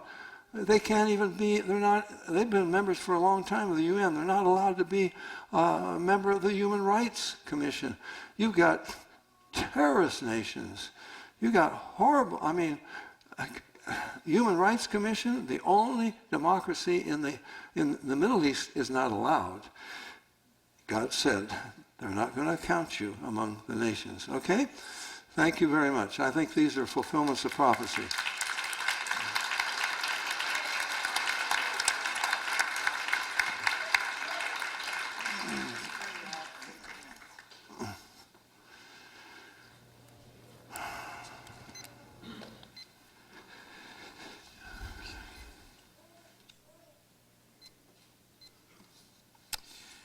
Okay. In response to some of the things Mr. Hunt has said, he said the Bible is all about reasoning and understanding. God wants us to understand Him, makes us better, reveals Himself, and so on and so forth. Obviously, I have a few problems with that, because if God wants this and He puts it forth in that particular book, I'm just wondering which version of that book do we go by? Do we try to get the oldest version? Do we get revised versions of it? King James? At what point, do we decide, okay, for biblical exegesis, this is the one that everybody should use? So first of all, we have trouble deciding on that alone. Then secondly, which interpretation of those scriptures do we go by? Like, let's face it, we have Catholics, we have Presbyterians, Unitarians, Anglicans, Mormons, Jehovah's Witnesses, and then we have quite a few different sects which parse off of those. Then we have New Age Christians. Then we have so many different ways you can interpret that thing. I'm just wondering who's right, and apparently it's Mr. Hunt, because that would mean everybody else is wrong, or they just haven't come around to his way of thinking yet. So that's going to present a huge obstacle for even Christians, I think, to come on board about a particular interpretation of scriptures, even a singular passage. Like, I don't know if there are Jehovah's Witnesses here, but they don't believe in using blood product. Well, if you look at why, and you look at the passages in the Bible, you would literally say, what? You got that from that? Really? Wow, I don't. I just don't see it. So if we can disagree about things that affect the way in which they live and would have affect their own children by allowing them to die without receiving any blood, and all it would take would, say, be 4 units of blood, that's pretty powerful. Now we are going beyond just being warm and fuzzy and tolerant and allowing this and allowing that. And what Mr. Hunt did to my argument was, again, another example of what's called a straw man. He took what I said, he misinterpreted it, and then he attacked the misinterpretation of it. I said I was tolerant of various religions, provided that you don't harm anybody. What's rule 1 in my world? Don't be an okay? That's rule 1. What does that mean? You can't harm others. What does that make George W. Bush? A really big one. Okay? Because he's harming others. So, when I say I'm tolerant of other world religions, that's provided you abide by that one major rule that we have as a species. Through your beliefs, you cannot harm others. So in that respect, yes, I am tolerant, but not so tolerant I embrace nothing, or I wouldn't be here today and I wouldn't be living my life a particular way and sharing those beliefs to my children, the two people I care most about in my life. And I'm sure you all feel the same way about your children as well. So let's get these facts straight and let's be fair about what we're discussing here. As for his comments about Darwinian or evolutionary theory, that Darwin really didn't talk about the origin of species at all, because there had to be stuff here to begin with. He didn't talk about origins and whatnot. You're exactly right. And Darwin himself said, nor will I ever talk about biochemical evolution. That's something for biochemists and biochemical engineers to worry about. He dealt with speciation from observed species throughout time. That's what he was on about, and that he did an unsurpassed, amazing job, and given, I think, one of the greatest gifts to all of humanity by demonstrating our origins coming from Africa. Now, if you're wondering about things like, well, where did the stuff come from? This primordial soup, and how did life begin in such small matters? Well, I urge you to go online, and I for one example, please look up the Origins of Life program at Harvard University. That's where I did my postdoc, and they are now conducting research, as is Cornell, as is Cambridge University, as is UCLA and other places. They're looking for origins of life, and they will come up with it, you can bet. So it's just a matter of time. So don't think, just because we haven't figured it out yet, where everything came from in the first phases of biochemical engineering, that we have to chuck all of evolution out just because we couldn't get to that particular starting point. That is what is being worked on right now, and you can bet whichever team, whichever university figures that out first, they're the ones who are going to get the Nobel Prize, right? Now, Mr. Hunt talked about the immensity of the universe, with all these planets and stars and galaxies, millions and trillions and billions of stars and planets and galaxies all throughout this incredibly immense universe, and us on this insignificant little planet, us feeble beings who can barely get through a single day. God has made his divine creation, us. He did a really lousy job. We could be so much better, so much better. I mean, just the idea of the appendix alone. I mean, what's up with that? What is that, a joke? Really, much better job. The blind spot, because of the way the optic nerve goes through the passage in the skull. Why is it there? I'd rather have, you ever see those lizards with the 180 rotating eyes? They can see this way and that. Wouldn't that be great? Right? You could just walk along, see ya, hide and seek. You'd be amazing at that, right? So why didn't he give us eyes like that? Or just make us better in the first place, I think, would have been a good idea. So we're incredibly weak, susceptible to disease, parasites and pathogens, and all sorts of other things that afflict us. I gotta tell you, I've been writing down so much, I either feel like a kid in a candy store or a virgin on his honeymoon. I don't know where to begin first here. There's just so much I want to talk about. Let's go with, free will. That's one of my favorites. Mr. Hunt talked about the child saying no. Was it your grandchild?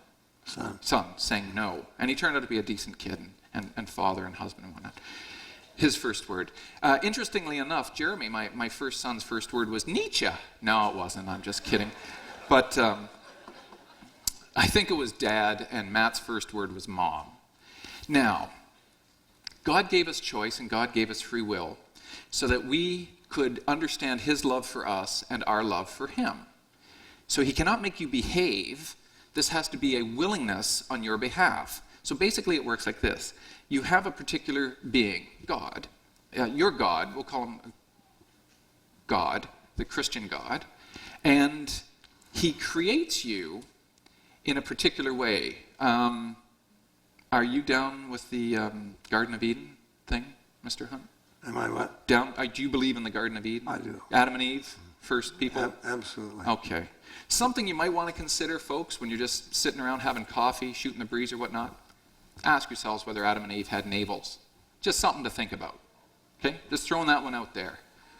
Because this was a major problem during medieval times when they were painting depictions of the Garden of Eden. Do we put why would they have navels? It was a tough one. So it's something you got to think about, right?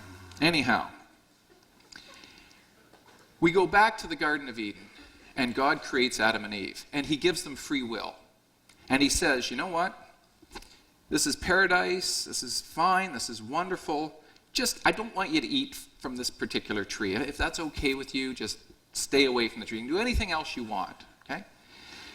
But eventually we know where the story goes, right? We know Eve listened to the serpent, and the serpent convinced her to convince Adam to eat this particular fruit, and then God comes along and says, well, what did I tell you? Get out of here. What's wrong with you? I give you all this, and then this is how you behave, okay? I got a little thought experiment for you, okay? In my spare time, I'm a roboticist.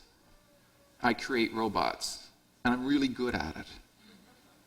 I created robots that were incredibly lifelike. I named them Hannah and Steve. And these are very intelligent robots. And I allow them to go out into my garden, in my backyard. And I say to them, you can do anything you want in this garden. Don't leave the premises, okay? But you can do anything while you're here. Just don't eat the mangoes off my mango tree. I really like the mango. Gotta love the mango. So don't eat my mangoes, okay? And they've said yes, they would not eat my mangoes. And I said, good. But I program these robots to love mangoes and to be naturally inquisitive. And I not only did that, but I know the exact time and date at which they are going to defy my instructions. Now, when they do, and I know they're going to eat these mangoes, should I be angry at them? Should I kick them out of my garden? Should I damn them for all time until I can produce a part of me to go back down onto earth to allow some kind of forgiveness to happen? No, I shouldn't be surprised. I shouldn't be shocked. Nor should I punish them. Because if you believe in the Garden of Eden, if you believe in the existence of Adam and Eve, you're believing in a fairy tale which never really happened. And if you do believe it happened, explain this. If God knew, long before he ever created them, what was going to happen to them, why did he do it? Right? Why did he do it? Dave, what's your favorite color? I don't have one. What's your favorite number? I don't have one. What's your favorite verse in the Bible? Oh, lots of them. Just give me one. Okay. For God so loved the world, he gave his only begotten Son, that whosoever Okay. believeth in him should not perish, but have John everlasting life. 3:16? That's John Okay, 3:16. so what would have happened several billion years ago is if God is omniscient, meaning he knows all, which is how Christians tend to define God, then he would have known at this exact time that Mr. Hunt was going to quote that passage. Now, if God knew that a billion years ago, just how free was Mr. Hunt to have chosen another passage? And the answer is pretty obvious. It looks like he has freedom from where he's sitting. But where God's sitting, nah. He's up there saying, hey, St. Mike, watch this, watch. John 3:16, pay up. Right? Because he knows everything. And if you define a God as knowing everything, free will goes out that window. So, you've got some work to do as Christians. You better think about how it is you're going to have an all-knowing God who somehow allows you to have free will. Look at it another way. I don't want to ruin the movie, so I'm going to pick an old one. So I'm going to pick Jaws. Dun, dun, dun, dun, dun, dun, dun, dun, dun, dun, dun. Okay, we all remember the shark. If you have seen the movie Jaws, not the bad sequels that follow, let's forget they ever existed, okay? But the original Steven Spielberg movie Jaws, okay? If you have seen it, you know what happens at the end. Can anybody tell me what happens to the shark at the end? It explodes because The chief of police, Brody, unfortunately Roy Scheider just died, great actor, wonderful, wonderful guy. He throws an aqualung, a pressurized tank, into the mouth of the shark and then shoots it with a gun, which blows it up and blows the shark up. Now, if you were to rent the movie Jaws, and you're to take it home, and you're to watch it, and at the end it spits this thing out and eats the chief of police, whoa! Where'd that come from? You would be quite surprised. If you've seen the movie before, you know how it ends. The shark dies. I hope I'm not giving anything away here. But the shark doesn't make it. You watching the movie Jaws, it's like God watching your lives. It's like a DVD. Doesn't matter. You think you've got freedom, the shark's always going to die. He's always going to quote the same passage from the Bible. You can't get away from it. So, you've got some homework to do. You've got to think, okay, I believe that this God exists. Mr. Hunt told me he's given me free will so I can choose good and evil. It looks like you can, but you can't. Not according to God. Now ask yourselves this. Why would an omnibenevolent, all-good, superior, supreme being create beings to come into existence knowing some of them are going to fail and have them suffer forevermore? Doesn't that sound like a maniacal, almost evil being? There is no free will, sir. Obviously you weren't listening. If you have a God that is omniscient and knows everything, free will goes out the window. Let's look at, I guess, the number of types of gods we could choose versus the Christian biblical version. Why don't we do that? Okay, let's do that. So, what do we have here? We have the possibility of defining God in many, many, many ways. Tons of ways. You can define God as being monotheistic, just one God. Polytheistic, many gods. You can come up with hybrids. He's mono and poly, which is the idea of the Trinity, the Father, the Son, and the Holy Spirit. Many different ways of defining God. As we noticed with Antony Flew, who is now no longer an atheist, but a deist, there's another way of defining God, that it's an uninterested, disinterested type of God who caused everything to come into existence, and now we're basically on our own. There's no afterlife. For whatever reason, it decided to bring everything into existence, and so there you have it. Why not, say, a continuum of gods, right? A council, like the Q continuum in Star Trek. Lots of different gods making decisions about what goes on, right? Why aren't one of you God? Mr. Hunt could be God. He's just deluded himself to not recognize that in fact he is God, made himself mortal to come back down here to argue for his own existence. And when he has proven it, he will be revealed as the God, or some of you, okay? What about a child God? Why does it have to be a complete, all-perfect God? What about a God who just hasn't gotten everything perfect yet? And that would really explain the Republican Party, wouldn't it?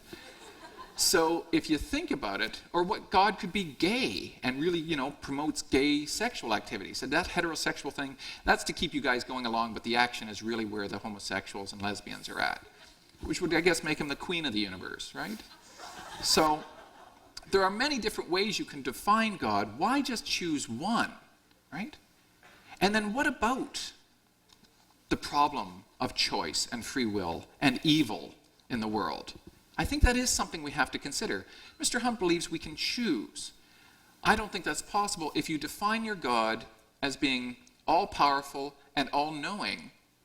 Then he brings you into the world already knowing what your entire life is going to be like, watching your life like a DVD. Or, I guess, Bluetooth now, right?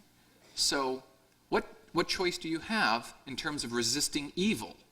Does this mean we have to be in the fear of dread that, oh my goodness, it doesn't matter what I do, I'm destined to behave this way?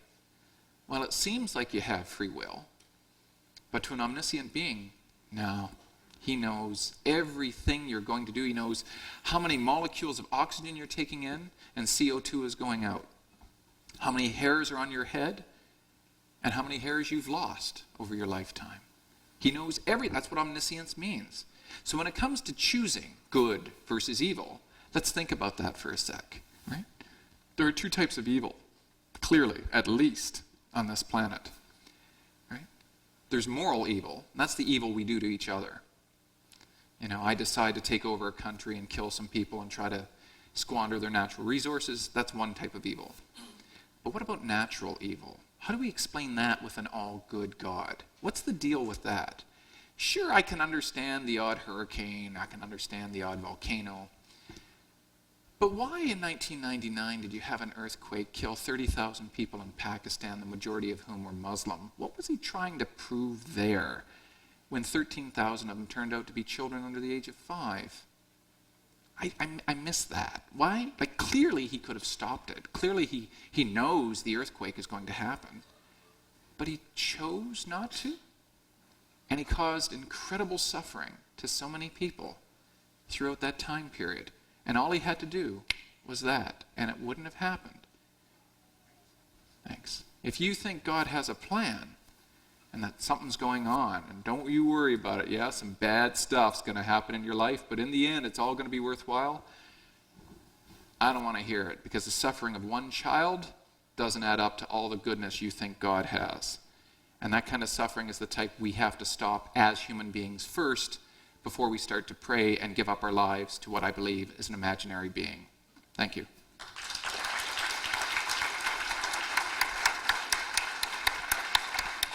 Okay, Dave. All right. Just before questions, closing remarks. Okay.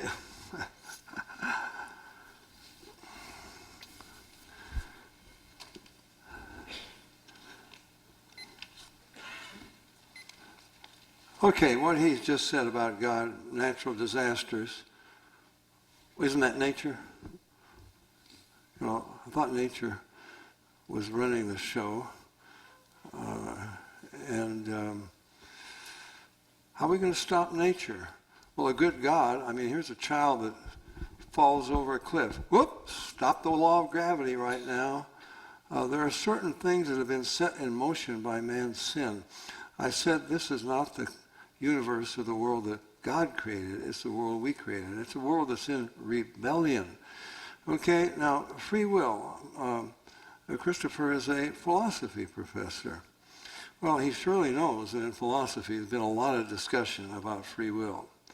My son happens to be a tenured philosophy professor as well. He's written a book or two about it, in fact engaged in a debate with others. But we could go way back to 1780 when John Wesley preached a sermon on it. He said, foreknowledge is not the same as predestination. Because God knows something is going to happen does not cause it to happen. God lives outside of time. What we think is past, present, and future, he sees it as one thing. He's given us the power of choice, but the fact that he's given us the power of choice does not cause us to make that choice.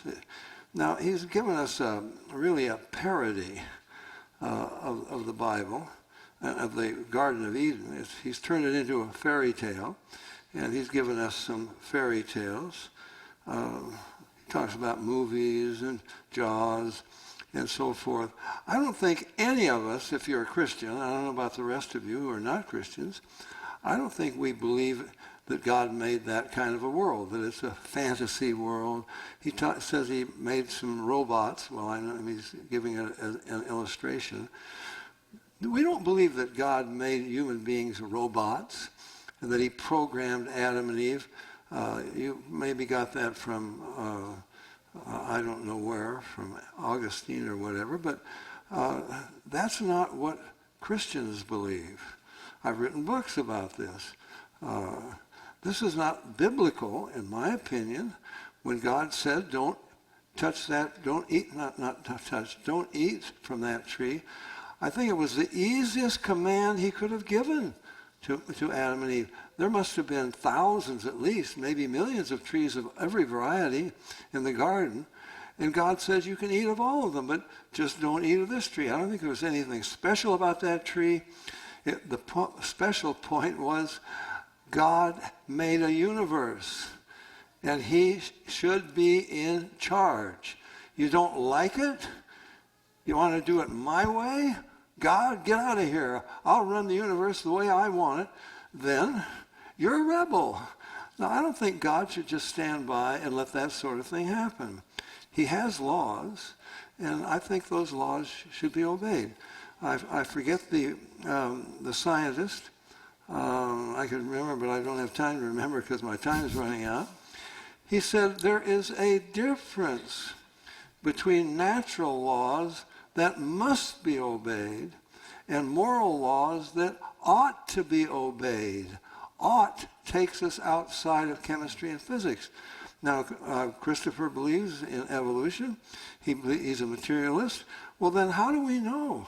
I mean, everything that he's thinking, it came from a big bang. And it's because of the antecedent motions of the atoms in his brain that all began with a big bang. And really, it means nothing at all. So maybe he only holds these ideas of atheism because he was programmed by evolution 20 seconds. to do that. Well, we need another discussion, Christopher. There is too much to cover. He says we got a lot of homework to do. I think Christians have done a lot of homework, and I will stand by what the Bible teaches. Thank you.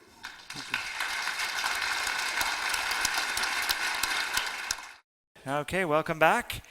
And following this section of question and answers, there is a presentation that will be put on here around 3 o'clock. So you can stay for that if you like. Okay, well, we'll start with Dr. DiCarlo. And I don't think we're going to get through all these questions today, but I can type them up and email them to you both for your information.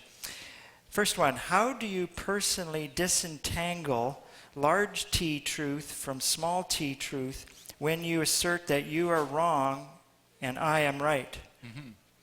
Well, I don't say that large T truth, big T truth doesn't exist. In fact, I'm convinced it does. It's just a matter of the difficulty in determining when somebody knows something is absolutely certain. When I talk about the age of the earth, I say Mr. Hunt is wrong because of what appears to be an overwhelming amount of evidence regarding dating techniques of the age of the earth and those fossils that have been found on the earth and have been done over and over and over again by reputable sources. Do I think absolute truth exists? Sure. You want an example? Here's one.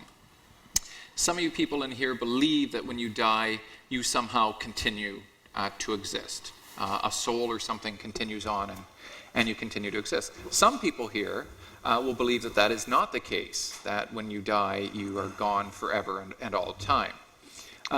Somebody's right, somebody's wrong. Somebody is in possession of absolute truth right now, but the problem is very difficult to demonstrate that, since we haven't really kind of gone on beyond and come back and said, oh, heaven's great, you know, it's just a lack of chairs, but it's nice, you know, you'll like it.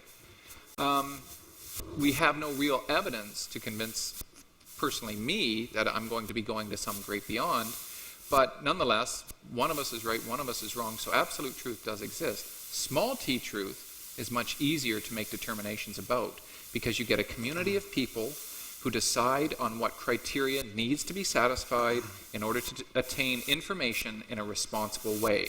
And that's what science prides itself on. So what would be an example of a large T truth? Just that one of us is going to be, some of us are going to be right that there is either an afterlife or there isn't an afterlife. The problem with that is we don't have criteria to be able to determine who's right. Okay, so it's unknowable. No, there may be some way unknown to us to be able to tap into that type of truth. Okay, so it's unknown if it's unknown. It's just unknowable right currently. As the moderator, I don't think you're supposed to enter into this. Here's your question, Dave. Here's your question. Have you ever read another book other than the Bible that proves the world is 6,000 years old? And if so, what is it? Well, there are many out there, if you want to look it up, but I would just recommend one. It's called In 6 Days. 50 scientists from many different disciplines, astrophysicists, chemists, biochemists, geneticists, and so forth. They give their scientific evidence, from their point of view of science, that the world was created in 6 literal 24-hour days. And I think they do a very convincing job from a scientific standpoint, about within 10,000 years ago or whatever. So, but there are many books that have dealt with this, and they're not written by dummies. You get the impression that anybody that believes that, that fairy tale of the Garden of Eden, they must be really stupid. Well, some of the most intelligent people believe that. Okay. Have believed it and still do. Thank you. Next question. What drives the atheist, Atheist, yeah. atheist, It'll become popular soon enough. yes, Yeah. to continue to exist? What's your hope? My hope is that we can create a better world, really, and that we come up with a better system of morality, of politics, of compassion and care, some similar virtues that I'm sure Mr. Hunt and most of the people in this room would agree to. So I just don't need a God patting me on the back or believing that he's looking down saying, way to go, Chris, you know, you did a good job with your boys, you know. I got a nice comfy chair right beside me. I don't need that. I don't have time for that. I think it's more important to get on with the business of the day now. All right. Dave, Mr. Hunt, you have given good evidence that there should be a God. However, how do you bridge the gap between should be and is? You have given scientific arguments for a creator. Where is your biblical evidence? Is the Bible a book of science? The Bible doesn't pretend to be a book of science. It's not a book about theories. It says, in the beginning, God created. It tells you facts, backed up, as I didn't have time to give them, hundreds of prophecies that came true. Thousands of years that prophesied specific, not vague prophecies, and I gave you just a very few examples. And when God says, I will tell you what's going to happen before it happens, and when it does, you will have to acknowledge, I'm God. Now, it's not because God caused it to happen. That's the whole thing about free will and foreknowledge and predestination. And there have been many books written about that. But the Bible gives you the evidence. And there it is. Okay, here's the difference between me and Christopher. I believe that the evidence, and God gives it to you, prophecy fulfilled is one of them. I believe that it points to a creator. I believe the scientific evidence points to a creator. Law of biogenesis points to a creator. Life only comes from life. All of the origin problems point to a creator. You can't come up with the origin without going to a creator. So, but does that mean that I understand everything about the universe and I understand how God created it or whatever? No, I don't, because I've got a peanut brain and some of the things are beyond my capacity to understand, and God himself can't even explain it to me at this point because I don't have the capacity, okay? Well, I take, not a leap of faith. Christopher talked about a leap of faith. I do not believe in leaps of faith. I follow the evidence as far as I can understand it. It all points to God. So I take the next step, believing something that I cannot fully comprehend with my mind, and I accept it because it points to God, creation and so forth. I accept it because all the evidence points in that direction. Now, Christopher has the same evidence that I have. He follows that evidence. Whoops! It points to God, like George Wald. Well, we're not going to let a divine foot in this door. We believe in, here we are, spontaneous generation. No, you already said it couldn't happen, okay? So Christopher follows the evidence as far as it goes, just like I do. It points to God. He takes a leap of faith in the other direction. Okay. That's an atheist. All right. Thank you. Okay, Mr. DiCarlo, do you know for certain if anything exists outside of your own mind? Do I know for certain if anything exists outside of my mind? Other than the specious presence of my own mind and my own thoughts, no. Okay. Thank you. Mr. Hunt, is it God's intended creation to have, to date, 99% of all species that have ever gone extinct? In other words, That's the end of the question? yeah, so is it God's intention to have 99% of the species go extinct? Well, the evolutionists would tell you that that happened by natural selection. I don't believe that God is to blame for natural selection. But, you know, when you talk about all the disasters and a horrible world, there are certain laws that govern this world. But if you want to talk about wasted time, wasted lives, horror of death and destruction, go to evolution. Look at all the missing species that have been wiped out.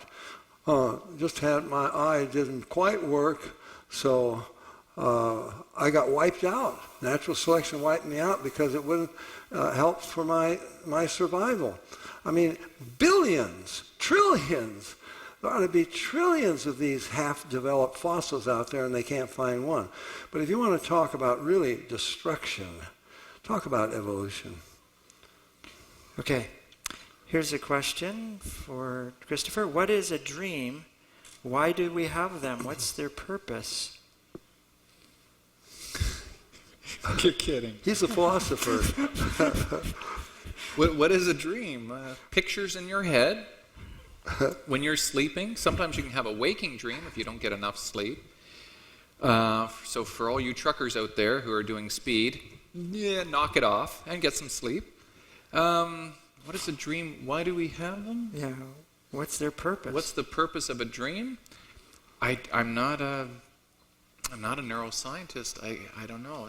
Pinker maintains that they could be kind of excess baggage, the way your mind kind of coordinates your thoughts of the day. But I mean, you know, I've had some pretty bizarre dreams, and I have no idea what they mean. I don't know. How much time do we have? You could really, you know, Freud wrote volumes on this stuff, and in the end, they may mean absolutely nothing. They may have no significance whatsoever, or they could be different parts of reality and parallel universes that you're experiencing school without your pants on. I don't know. I mean, I couldn't possibly answer that.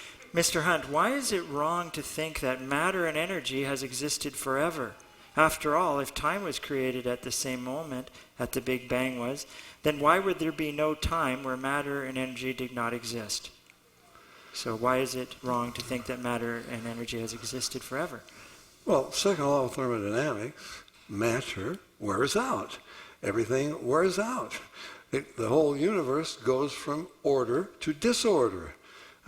Ultimately, it's all going to be disorder. I mean, read what the scientists say. I can quote you, let me just quote you one here. Cosmologist Edward Harris wrote, "Tens of billions of years pass in the growing darkness of a universe condemned to become a galactic graveyard." I could quote you other ones. We're getting towards absolute, I mean, all the stars are burned out. This is the heaven for the atheist, I guess.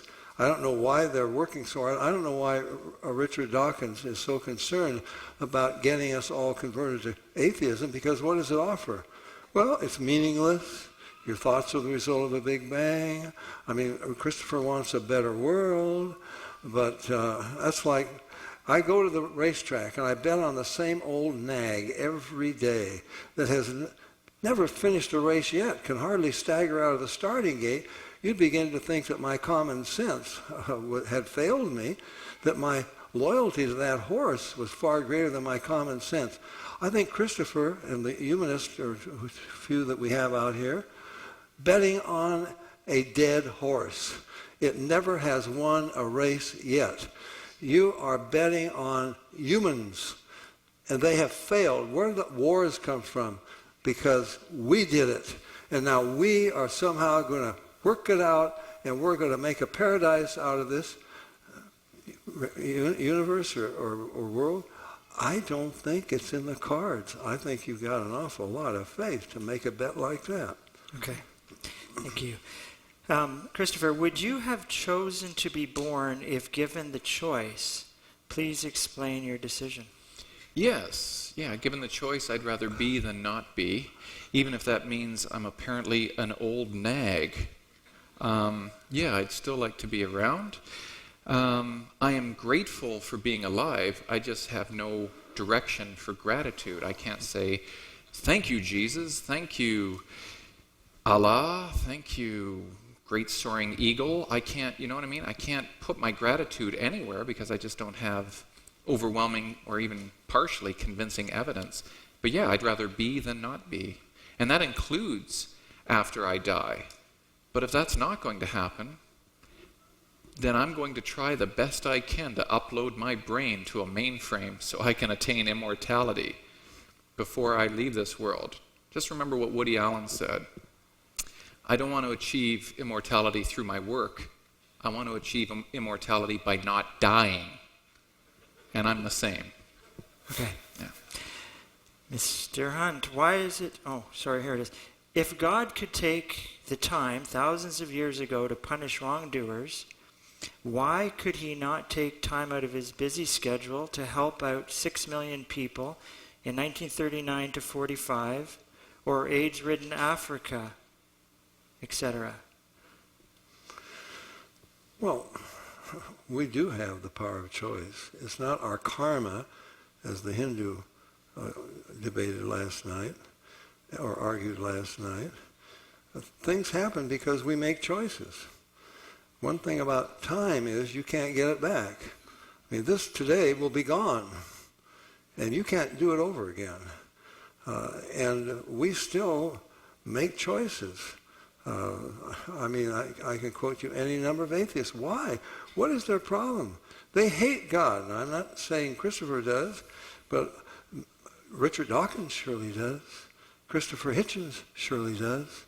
Awful lot of them out there, they hate God, and if they end up in hell, they've got no one to blame but themselves. They didn't want to be in heaven. They didn't want to submit to God. They didn't want to believe in God. They have the power of choice. All the evidence is there.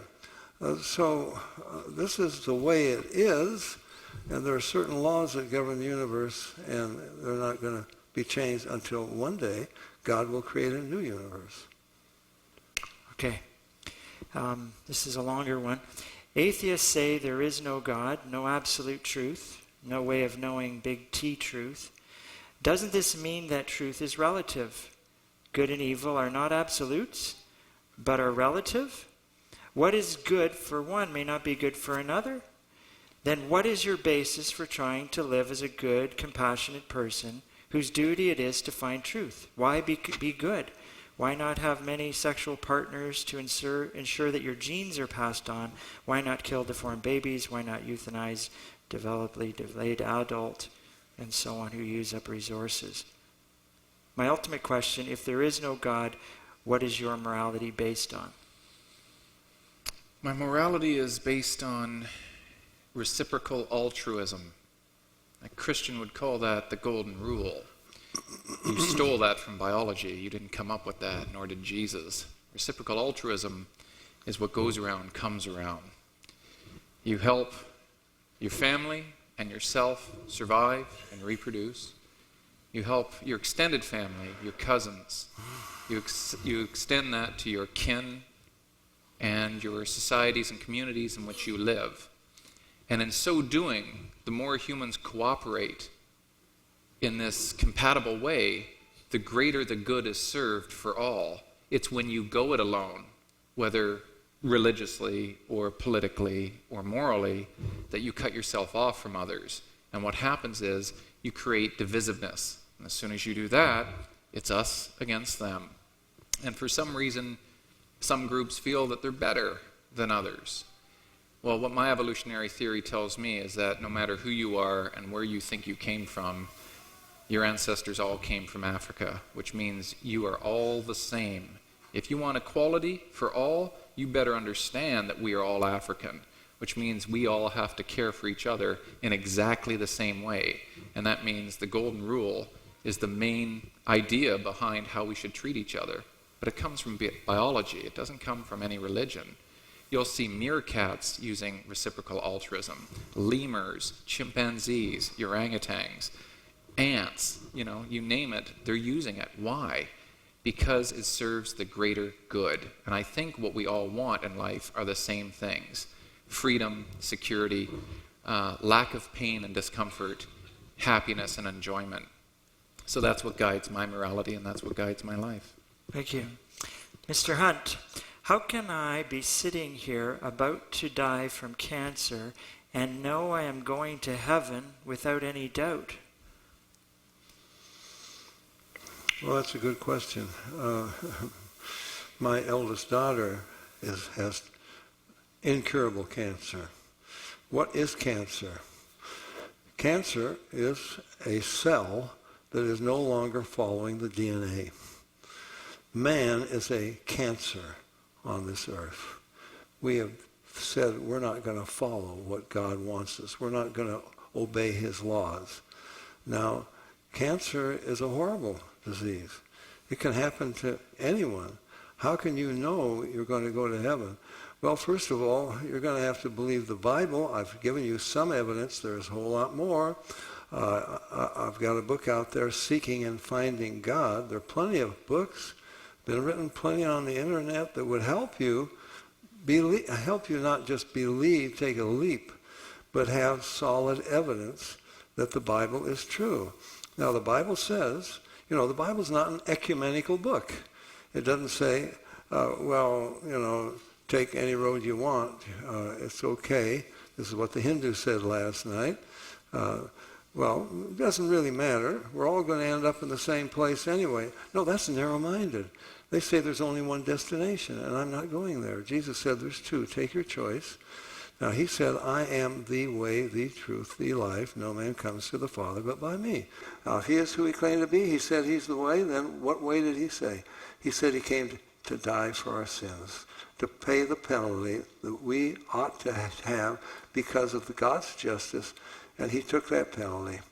And if you would accept his payment of that penalty in your place, it would be credited to you that God would forgive you, but not just like a Barabbas, Barabbas could say, Jesus died in my place, and that set him free to go out and live his life.